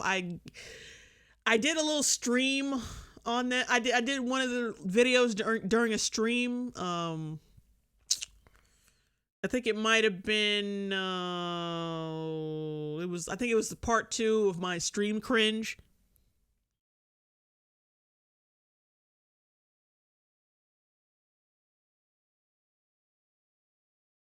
So yeah, you'll find it there, but I think I might do it one of these days. I might do a whole stream on queer kid stuff. I think. We'll see what happens. Blockers can be stopped at any time with no negative or irreversible effects if the child decides that they don't want to continue with the treatment. Puberty blockers do not cause sterilization, and if they're stopped, puberty will start just like normal. At the age of 16, isn't it a little unnatural to start like what if they start puberty when they're like 20? I'm pretty sure that's a little fucked up. And it might cause a few fucking problems, but that's just me. Endocrine Society recommends that children be given the option to start hormone replacement therapy. For people who are assigned male at birth, this is generally a testosterone blocker and estrogen. For people who are assigned female at birth, this is generally just testosterone. For trans people, getting on hormones before puberty can be a huge relief. Puberty causes a lot of irreversible... But getting on this shit before puberty, before you even understand this shit, it's kind of... how do you not see a fucking problem with that? Because at that time, we think we're a lot of... Before puberty, we think we're a lot of things. Kids experiment with a lot of shit, just testing shit out, like, just saying, okay, maybe I'll do this, because I feel comfortable doing that, or do this. Because just because someone says they're trans doesn't mean anything. They gotta get tested to see if they have dysphoria. But I think even a seasoned doctor would be like, just wait till they're 18, talk about it with them, like, watch your kid, see if everything's cool, and don't do it until they're 18, until they're of the right mind, the sound mind. Because even Riley would say, some dysphoria isn't like has certain levels. Sometimes you have like a little bit of dysphoria, sometimes you have a lot. So like, what happens when they want to be trans, like they want to do the transition thing when they only have a little bit of dysphoria? And then it turns out that little bit of dysphoria was just like temporary, and they kind of grow out of it, if that's even possible. These are questions that need to be answered. Changes that can end up worsening their gender dysphoria in the future. One study of 55 trans people found that proper treatment in their adolescence alleviated their gender dysphoria in adulthood and resulted in a much higher overall... And plus, Riley's the kind of person who says you don't even need dysphoria to be trans. Which is really fucking dangerous. Like, this video, coupled with the other one where he says you don't need dysphoria to be trans, is really fucking dangerous. Because I'm sure there are a lot of young people under the age of 18 who watch his fucking videos. Well-being. The worry that a lot of people have is that if a child starts to take hormones and then changes their mind, the hormones could have caused some irreversible changes to their body, like breast or facial hair development. And yes, it's important to make sure that teenagers are aware of these possibilities before they start treatment. But either way, irreversible changes happen as a result of puberty anyway. So what this is really about is... But if it's unnatural, that can lead to some problems, you fucking horse. Oh, see, biscuits. Like, there's a video, like I said, there's a video available right now that's about a 14-year-old boy who wanted to be a girl, then it turned out it was a huge mistake, and he tried to get it reversed, and he had to get like layers of skin and breast tissue removed from his body in order to correct it. He had to get other surgery to correct the damage he had already done to himself. Oh, no, sorry, what the parents had done to him. So, like, stop fucking lying. Oh, there's some possibilities of some... No, there are certainly fucking issues that will come with this shit. It's an absolute certainty that you will have problems.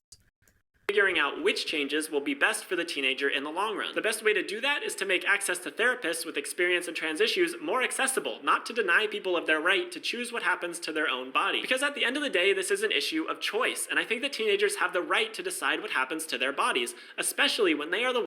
Yeah, but you also said that people with kids as young as 3 know they're trans. Like, I would just start over that. Like, what about a 3-year-old who knows he's trans? Like, should he or she start taking fucking hormones around that age? Ones who have to be stuck with the result for the rest of their lives. After that step, some trans people might elect to have genital reconstruction surgery after they turn 18, but at that point, they're legal adults and can make whatever decision they want. Plus, some trans kids might not choose to take puberty blockers or hormones or have surgery, but their gender identity should still be respected. For one thing, the kid should not be making that fucking decision. Unless it's like, until they turn fucking 18. Because then it becomes the parent's decision. Just because the kids say, I want this, does not mean they're the one making the decision. Like, the parent letting them fucking do it is making the decision. Because at that age, you need parents' consent for most shit any fucking way. Multiple studies studies have shown that social acceptance of a child's gender identity leads them to have much better mental health. Myth number 2, hormones make all trans people infertile. There's actually been very little research done on this topic. Most doctors will tell you that after starting hormones, there's no guarantee that you'll remain fertile, but some trans women and some trans men still go on to have biological children after being on hormones. It's not known exactly how likely it is for hormones to make someone infertile or how long you have to take them before the changes are irreversible. Anyone who claims that all trans No, wait. See, I was thinking that one transgender study, like the one where with the guy who killed himself. But yeah, the reason why he was infertile was because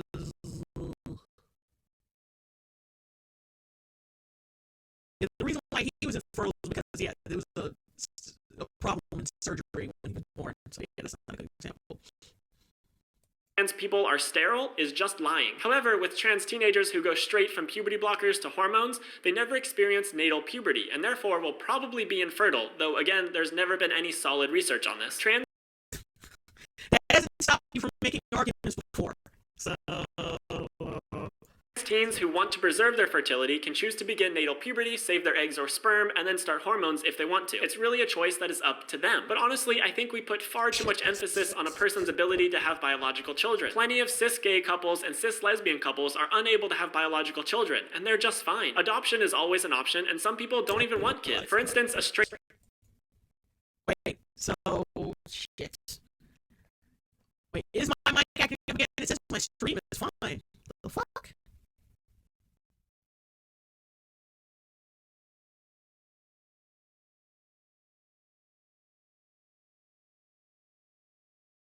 Son of a bitch.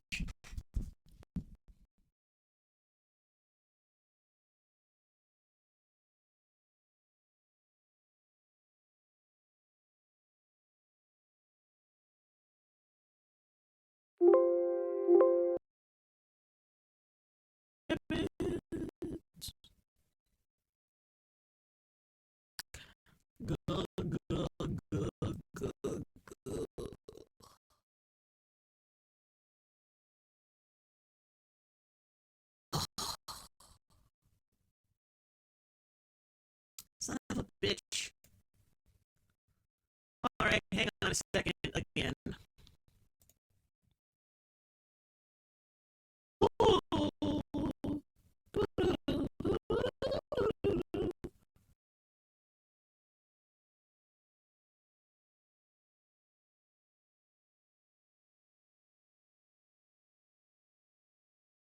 Alright.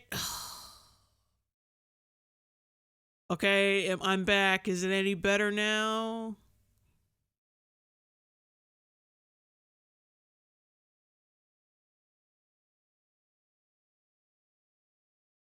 Okay.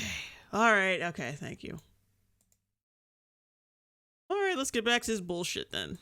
A trans woman who ended up with a cis guy wouldn't be able to have biological children with him anyway. It's important to talk about the effect hormones have on fertility and to make that information readily available to anyone considering starting hormones, but it's not a reason to prevent somebody from transitioning. This is not children sterilizing themselves as some people would frame it. This is teenagers accepting the side effects of a treatment that will more than likely make them happier in the long run.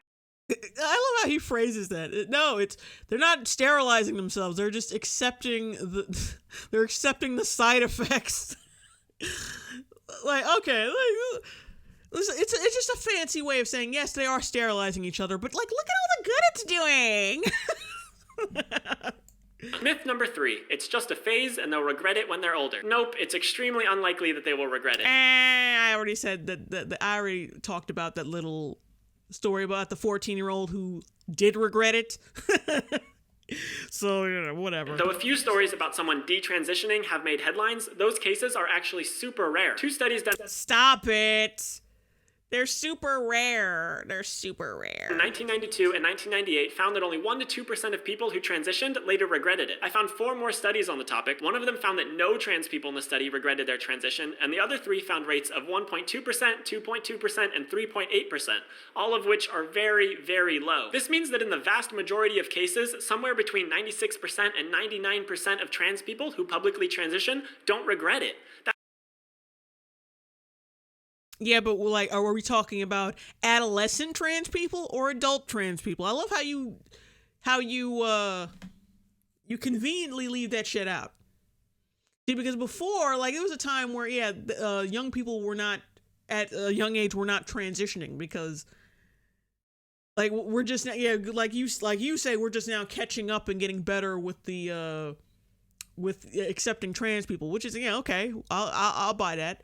But, that means that less and less children were transitioning at before puberty.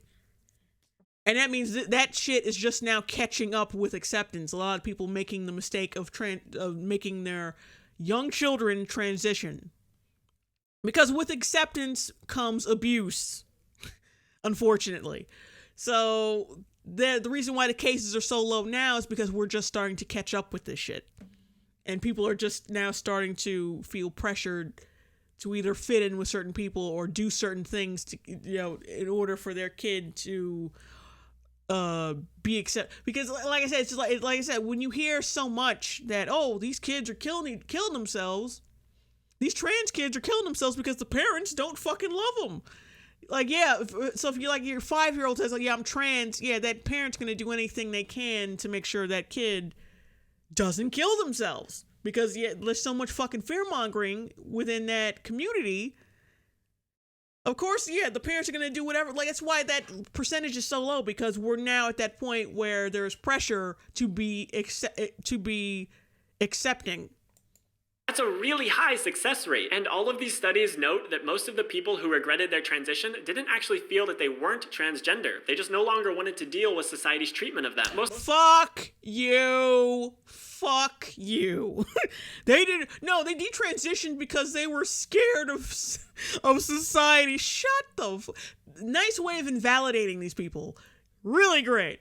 Really fucking fantastic. And I love how I have proof of this because let's see. Do you have any proof that it was because of society, or are you just talking out of your ass once again? Most of them cited an inability to pass, lack of acceptance among friends or family, and an inability to get a job as reasons for regretting their transition. What this tells us is that proof.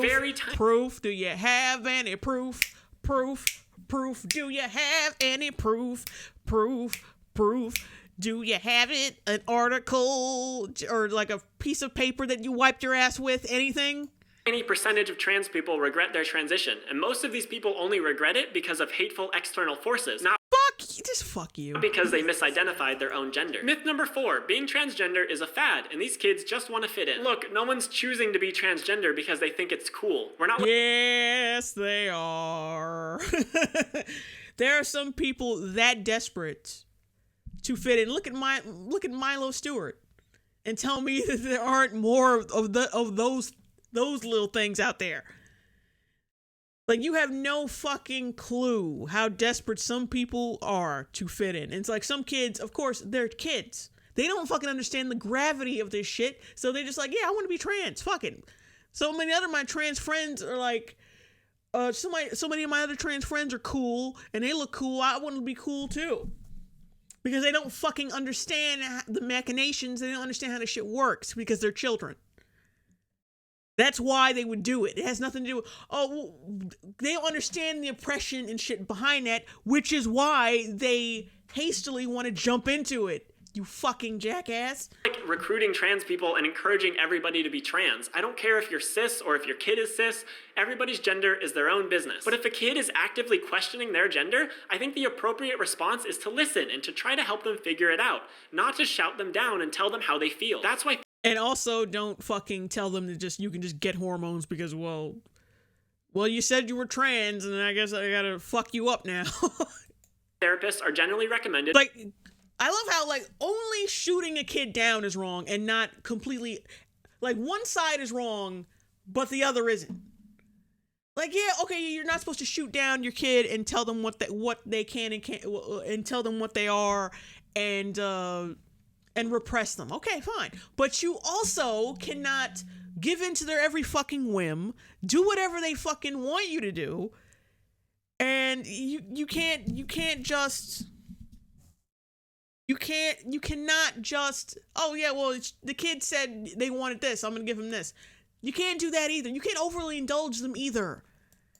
for all trans people, but especially for trans kids. Both of these things are harmful. Because they can help the child work through their feelings about gender and figure out if they are trans or not. Sometimes cis kids will question their gender, and they'll talk it over, and they'll figure out they're still cis, and that's fine too. Though for most children who come out as trans that early, they're not even questioning their gender. They're very sure of it. For some trans... Fuck! Children?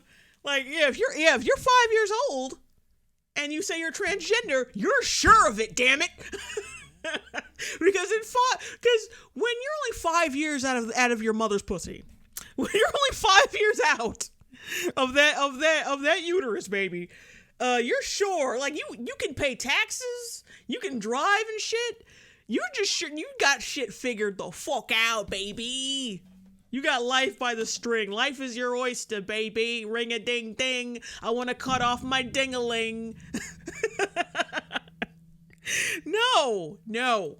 People, it might take them years to figure out what their gender is, but for a lot of trans kids, they just know, and they're adamant about it. People know the risks of being transgender. They know it's not easy. Trans people face discrimination everywhere, and nobody is choosing to be trans any more than a cis person chooses to be cis. They're just figuring out their gender. Myth number 5, allowing a child to medically transition is child abuse. Yeah, I've heard this argument. Yes. People say that allowing your child to take puberty blockers or hormones is child abuse because they can't consent to it under the age of 18. But I would argue that preventing them from transitioning when they are 100% sure that it is the right... They're not fucking. They're fucking kids.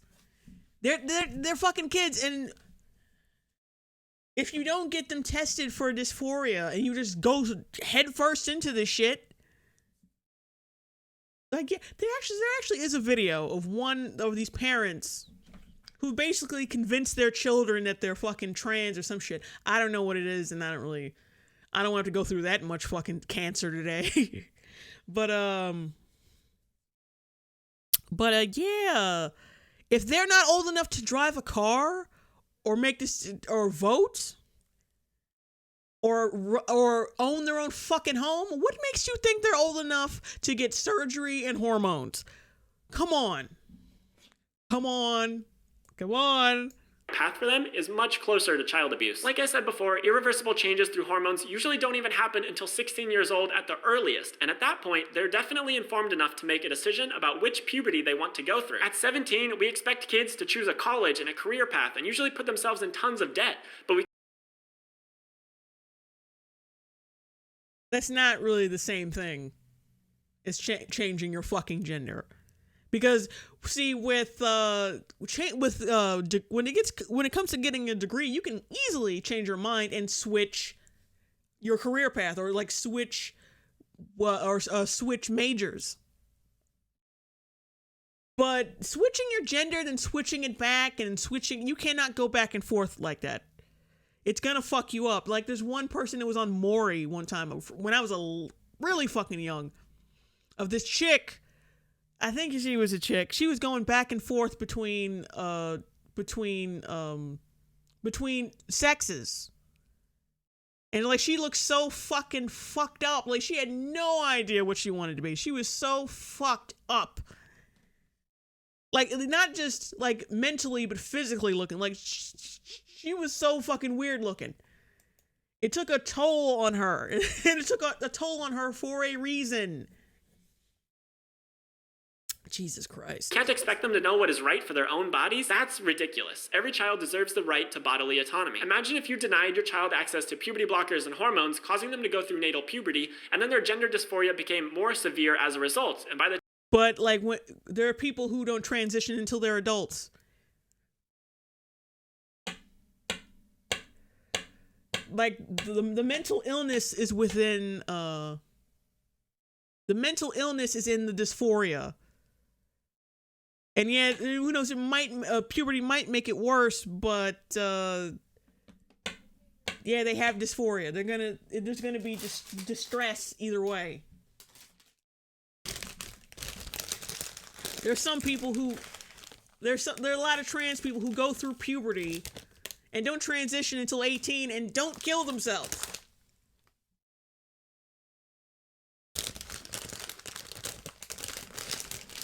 I'm stress eating with kettle corn. Excuse me for a moment.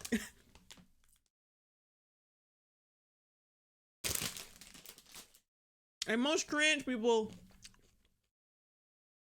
even fully transitioned, kill themselves. And have psychological problems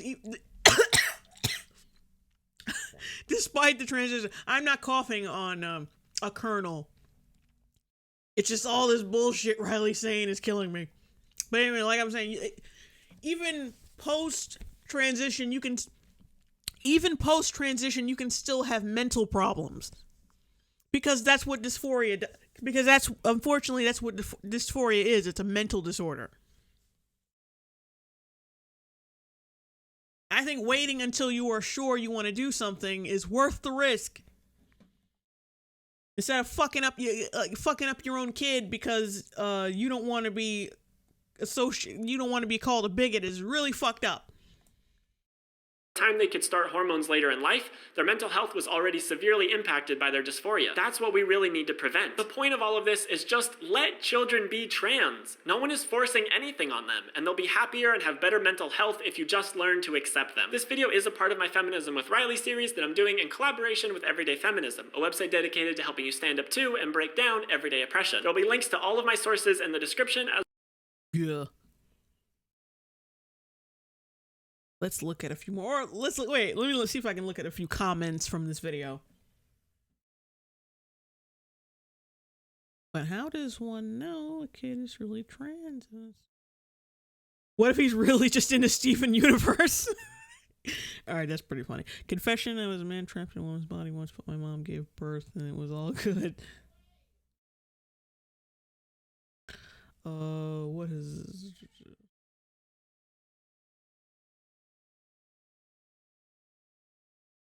Yeah, this is basically everything I've been saying. Let's see. Ooh. Yeah, that's one Riley Dennis video I wanted to respond to. The one about fat people. Let's see what he has to say about this one. Our weight is often framed as something that we have control over, and something that determines how much— It fucking is! Oh my god, I'm already fucking pissed off! You see, Riley? This is me. See, Riley, this is me being in control of my fucking weight right now. Right now. Look.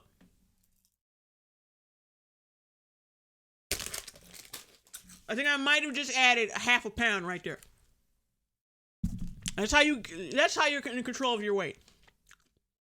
If you eat a lot of bullshit and don't exercise, that is you controlling your weight. Like you're not really controlling your weight.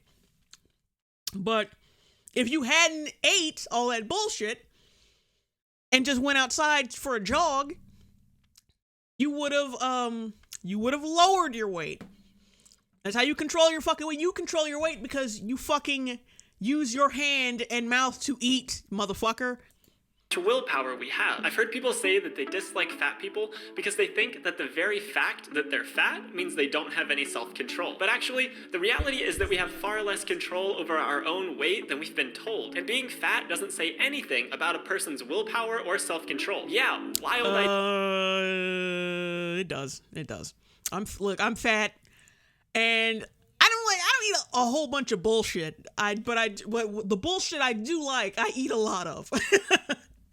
And I'm not one of those fat people who are in fucking denial, like, oh no, it's just my genes, it's glandular, I'm big boned. Like, no, I eat a lot of bullshit, and that makes, and I don't exercise really. I do I do like little stretches and shit in the morning, but I don't like exercise, and that is why I am fucking fat. Now, I have maintained a certain size over the years. Like, I don't eat that, like, because like I said, I don't eat that much bullshit. I just eat a lot of the bullshit that I already like. So yeah. Like, yeah. When you eat a lot, you get fat. It's just common fucking sense. I don't even know why the hell he's talking about this shit anyway. You're not even fat. And I don't think you ever have been fat. Idea that you can't judge someone's entire character by their physical appearance. I know. So we're taught growing up that weight loss— But like, if you eat a lot of shit, you're gonna get fat. I've said it like a minute ago. Like, You eat a lot of shit, you're gonna get fat. Yeah, yeah, your self-control, it's not out of control. Like, your self-control isn't, like, you don't completely lack self-control, but it's like, your self-control is shitty, and you need to work on it. Or weight gain is very simple. It's calories in versus calories out. You need to eat less and exercise more, and boom, weight loss. But that's actually a massive oversimplification, and in fact... Shut up. Just shut up. It's a massive oversimplification. No, it's not. It's pretty much, like, exercising isn't, like, easy. It's not 100% easy, but it is that simple. Like, just eat less and fucking exercise. And eat better shit. Don't eat bullshit so often, you know? It causes harm to a lot of people who try to adhere to this false concept to the detriment of their health. But science, types the angry internet commenter. Yeah, remember? Yeah, he used to have a lot of editing in his videos. I'm glad... part of me is glad he got rid of it because he's just awful. As an editor, you know, I don't like him. Sorry, but science actually agrees with me here. About 60... No, it fucking does! 60-80% of your calories out are burned just by your existence.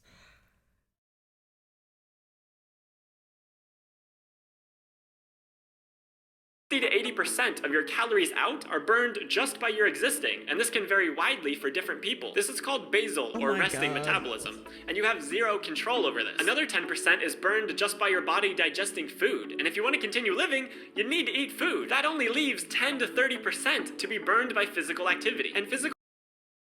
Yeah, but see, it depends on how often you eat, how much you eat, and how much of that food is actually just empty calories and just fat. So it's still a question of willpower and self-control. You asshole. You fucking asshole. Like, he's under the impression that, oh, yeah, fat people eat, like, healthy, normal food like everyone else. It's just like, it's just like they eat normally just like everyone else. They're just fat. It just happened to spring up on them like fat. Oh my god. Oh god, hang on.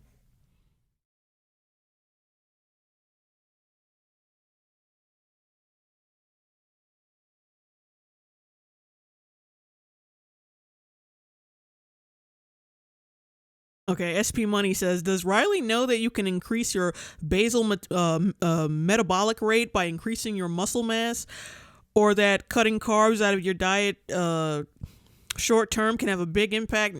Yeah, he doesn't. He really fucking doesn't. Shit.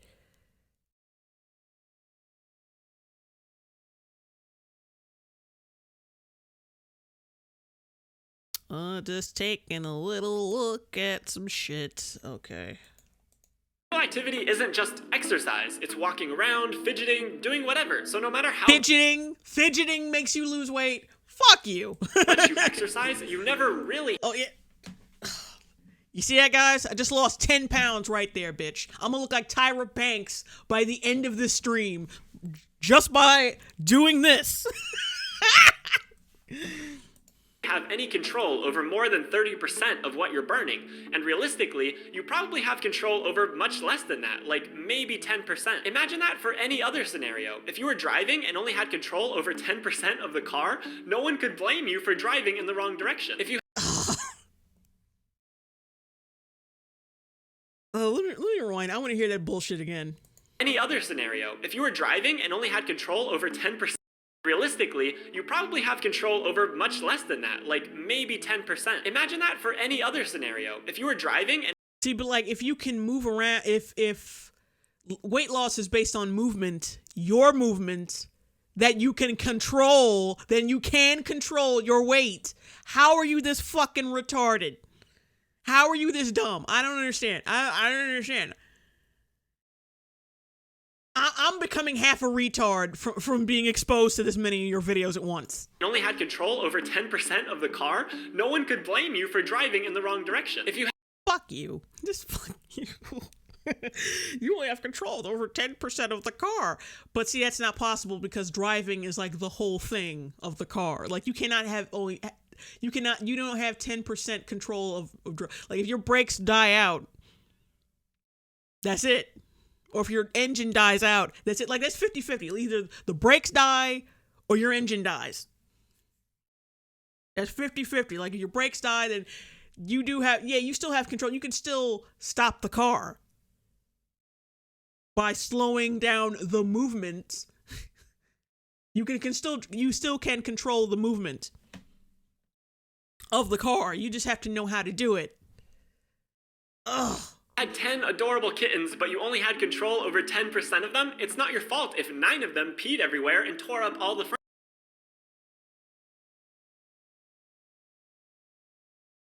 If false equivalences was money, he'd be a fucking millionaire. No, he'd be a billionaire. If false equivalences was currency, he would be a fucking billionaire. Furniture. My point is, we frame weight loss or weight gain as something that people have a ton of control over, but scientifically, factually, if you have control of your fucking arms and legs, you can lose weight. The only time you can use that I don't have control of my body thing as an excuse is if you were in a fucking coma. Or a coma, or even if you're too fat to move, you can lose weight. I've seen people who weigh like a ton, like nearly a metric fucking ton, who have lost weight under their own will and their own movement. So I don't want to hear that shit. That's not the case. Some people have a high basal metabolism and they tend to be naturally skinnier, like me. And some people have a low basal metabolism and they tend to be fatter. That's just how bodies work. We're not all the same. And just because you have a high just because your metabolism is a certain way doesn't mean you magically cannot lose weight. That's not how that works. It's not how it works.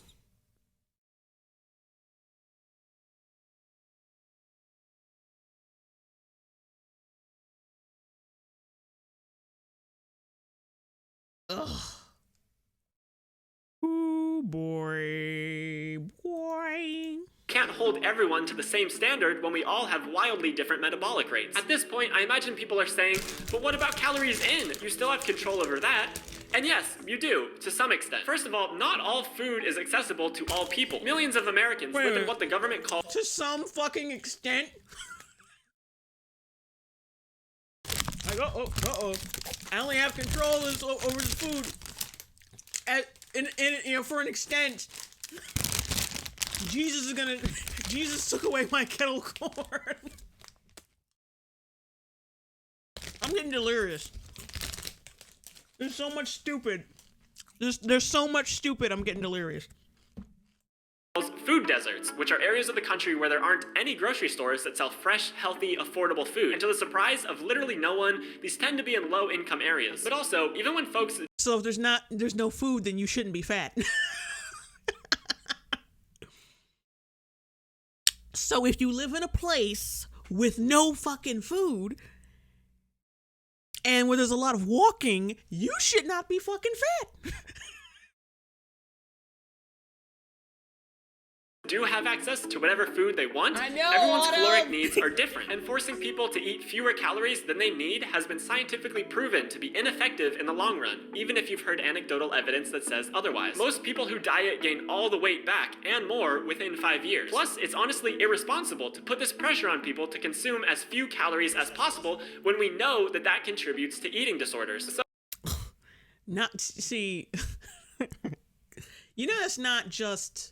it's not just that, right? Basically, anorexia is basically caused by, I believe, a mental disorder. You know, like, it's the same thing as overeating. It's caused by a mental defect, like an addiction. So, yeah. And plus, like, this motherfucker seriously think just basic, just don't eat a second piece of pie after dinner. That's, in itself, is going to lead to an eating disorder? Did I hear that right? Like, what is... So I can already hear the straw man arguments against me. Riley says that exercise is pointless and we can eat whatever we want. She wants everyone to get fat and die. No, that's not true. I know people are still gonna say it in the comments, but it's not true. Exercise is healthy. I would encourage everyone to exercise if they're able to. But it's not a good way of losing weight. And what that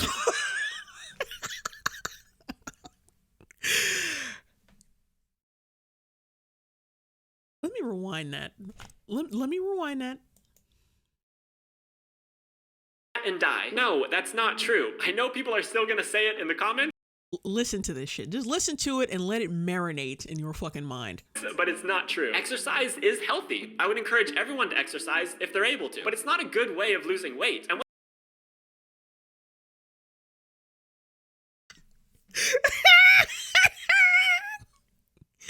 I can see why I didn't respond to this. Jesus Christ.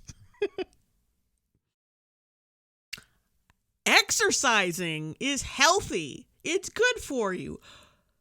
But it's not a good way to lose weight. Then what fucking is? Because apparently eating less than you usually do, you know, not eating a trough of fucking horse hooves for dinner every day is that means you're like on the cusp of getting an eating disorder. And exercising, as healthy as beneficial as it is, it's still a bad way to lose weight. So how the fuck can you possibly lose weight? Basically, you're saying that there is no point to losing weight or exercising, like the straw man you just pointed out. You dumb fuck. Seabiscuit, come on, man. One of these days, someone's gonna do a whole expose on your channel on the New York Times. Somebody's gonna do something real fucked up in response to one of your videos. One of your fans is really gonna fuck themselves up over one of your videos, and then as soon as that happens, when that happens, that's gonna be it for you. I advise you to get rid of your channel now before it's too late.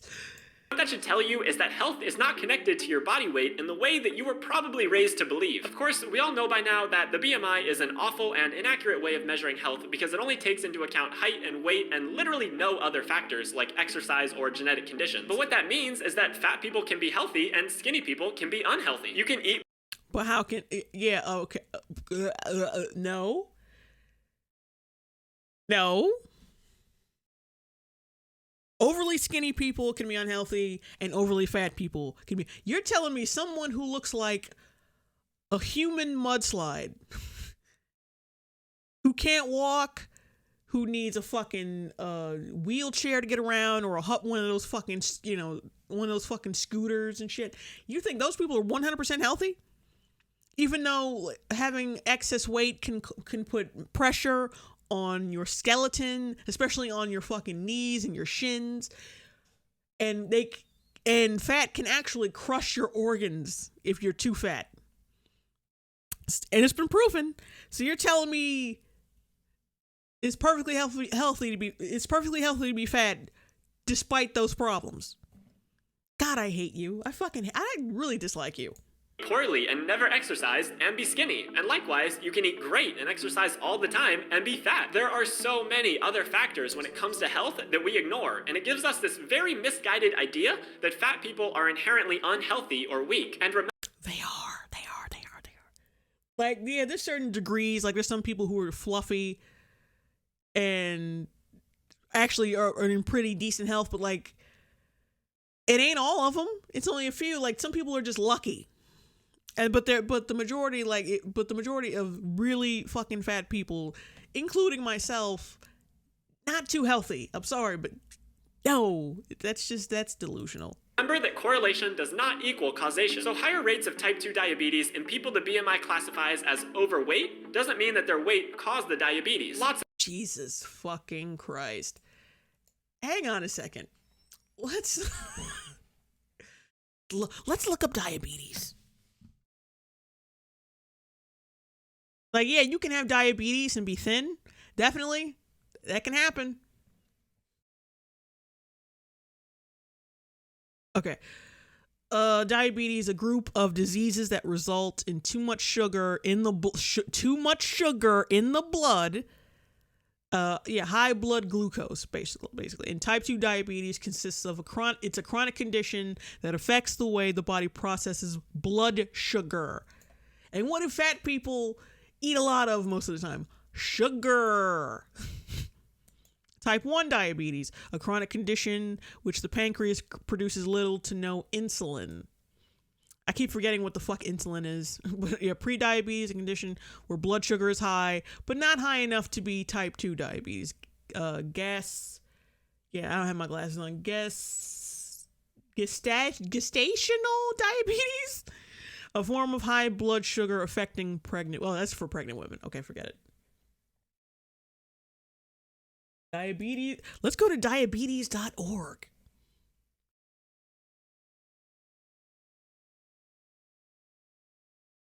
Oh, come on, shit. Okay, I mentioned.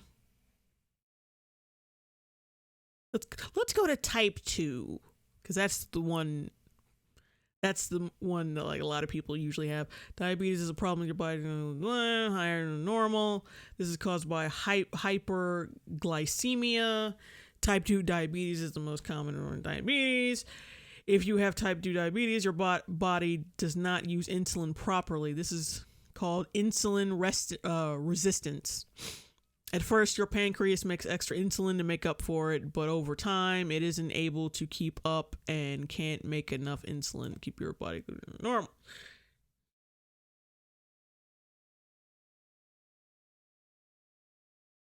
Medication.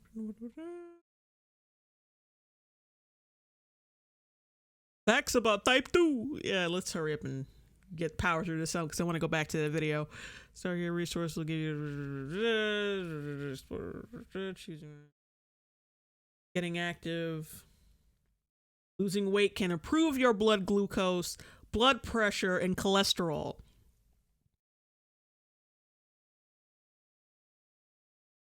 Being active is another part of living healthy and managing diabetes. Funny how losing weight and being active lessens the effects of diabetes, almost like doing the exact opposite can make diabetes worse or can cause diabetes. But then there are some people who just have it because they can't develop insulin that well. That's true. But I'm willing to bet more people, the majority of the people who have type 2 diabetes are fucking fat. Other factors. Because there's a difference between being born not being able to, being born and unable to produce healthy insulin, and practically causing your body not to produce enough insulin. And more people have it. The people who have control over it are going to outweigh the people who are just born with it. That's just, I think that's kind of, I don't want to say it's common sense, but it's pretty close. Could contribute to both their weight and their diabetes that we don't know about. Plus, people who are overweight by the BMI scale actually have lower all-around mortality rates than people who have healthy BMIs. People with That sounds like complete horseshit. All sources linked in the description. Oh, Vox. Oh, a couple of links from Vox. That's wonderful. Dieting is ineffective. Depends on what you're doing, though, because eating less than you usually do is not technically just eating less. I don't really count that as dieting. Overweight people live longer. Where do you get this shit from?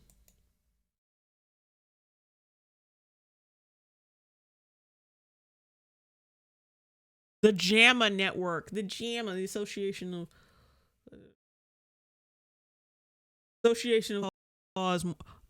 with all-cause mortality with overweight and obesity using standard body mass categories systematic review results.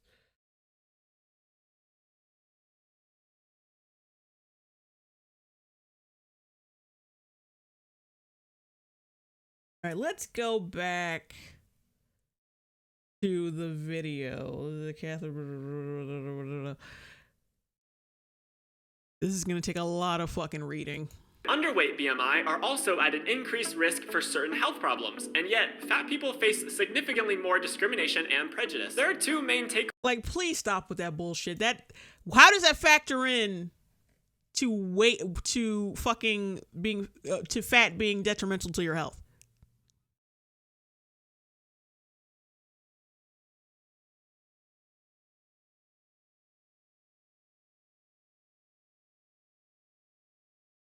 Ways from this. First, people don't have a lot of control over their weight. Basal metabolism is powerful. Yes, they fucking do, because it's their weight. It ain't someone else's fucking weight. So who else is controlling it? And you just said earlier in the video that even fidgeting can make you lose weight. So you're controlling your own movements can cause you to lose weight then. You think people are so fucking stupid that they can't poke through your own bullshit in your own video? Like, and God. Out of your control. Secondly, even if someone had all the control in the world over their weight, you still shouldn't hate them or shame them for it. All right, first it was, we have very little control. But then when we do have control, which is very little, but yeah, you can't fat shame them for it. But if they have fucking control over it and they're not utilizing that control, then yeah, it means that they're fucking lazy. Come on. Like, if you don't clean up your fucking house, when you yourself controls the well-being of your fucking house, it means you are lazy. When there's something that you can easily control and you don't utilize that control, and you end up fucking something up. Yeah, you were really lazy and irresponsible.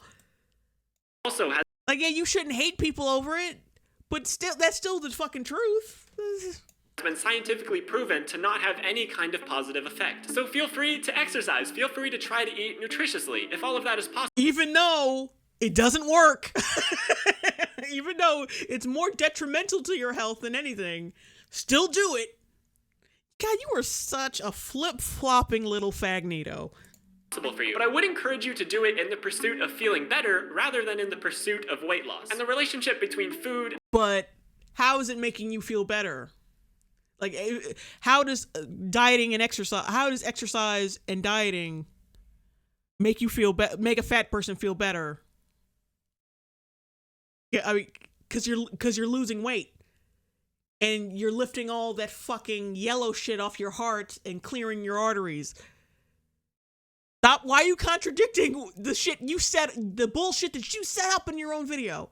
God, you are dumb. Either you're a manipulative liar or you're dumb. Maybe both. I don't know. Health and exercise is even more complicated than just your basal metabolism. So don't think that this video covers the entire subject. I just wanted to highlight that. Yeah, I'm not covering the entire subject. I'm just covering what I want to cover and, just saying this shit really manipulatively and... One aspect. This video is a part of a series called Feminism with Riley that I'm doing in collaboration with Everyday Feminism. What does this have to do with feminism? Feminism with Riley, where we talk about weight loss generally, not like for women specifically. We're just talking about it in general for some reason. I don't know why. We just are. It has nothing to do with vagina. We're just talking about this shit. What does this have to do with feminism? It has nothing to do with it. A website dedicated to helping you stand up to and break down everyday oppression. There will be a link in the description so you can see the previous videos in this series. Thanks so much for watching, and I'll see you next time.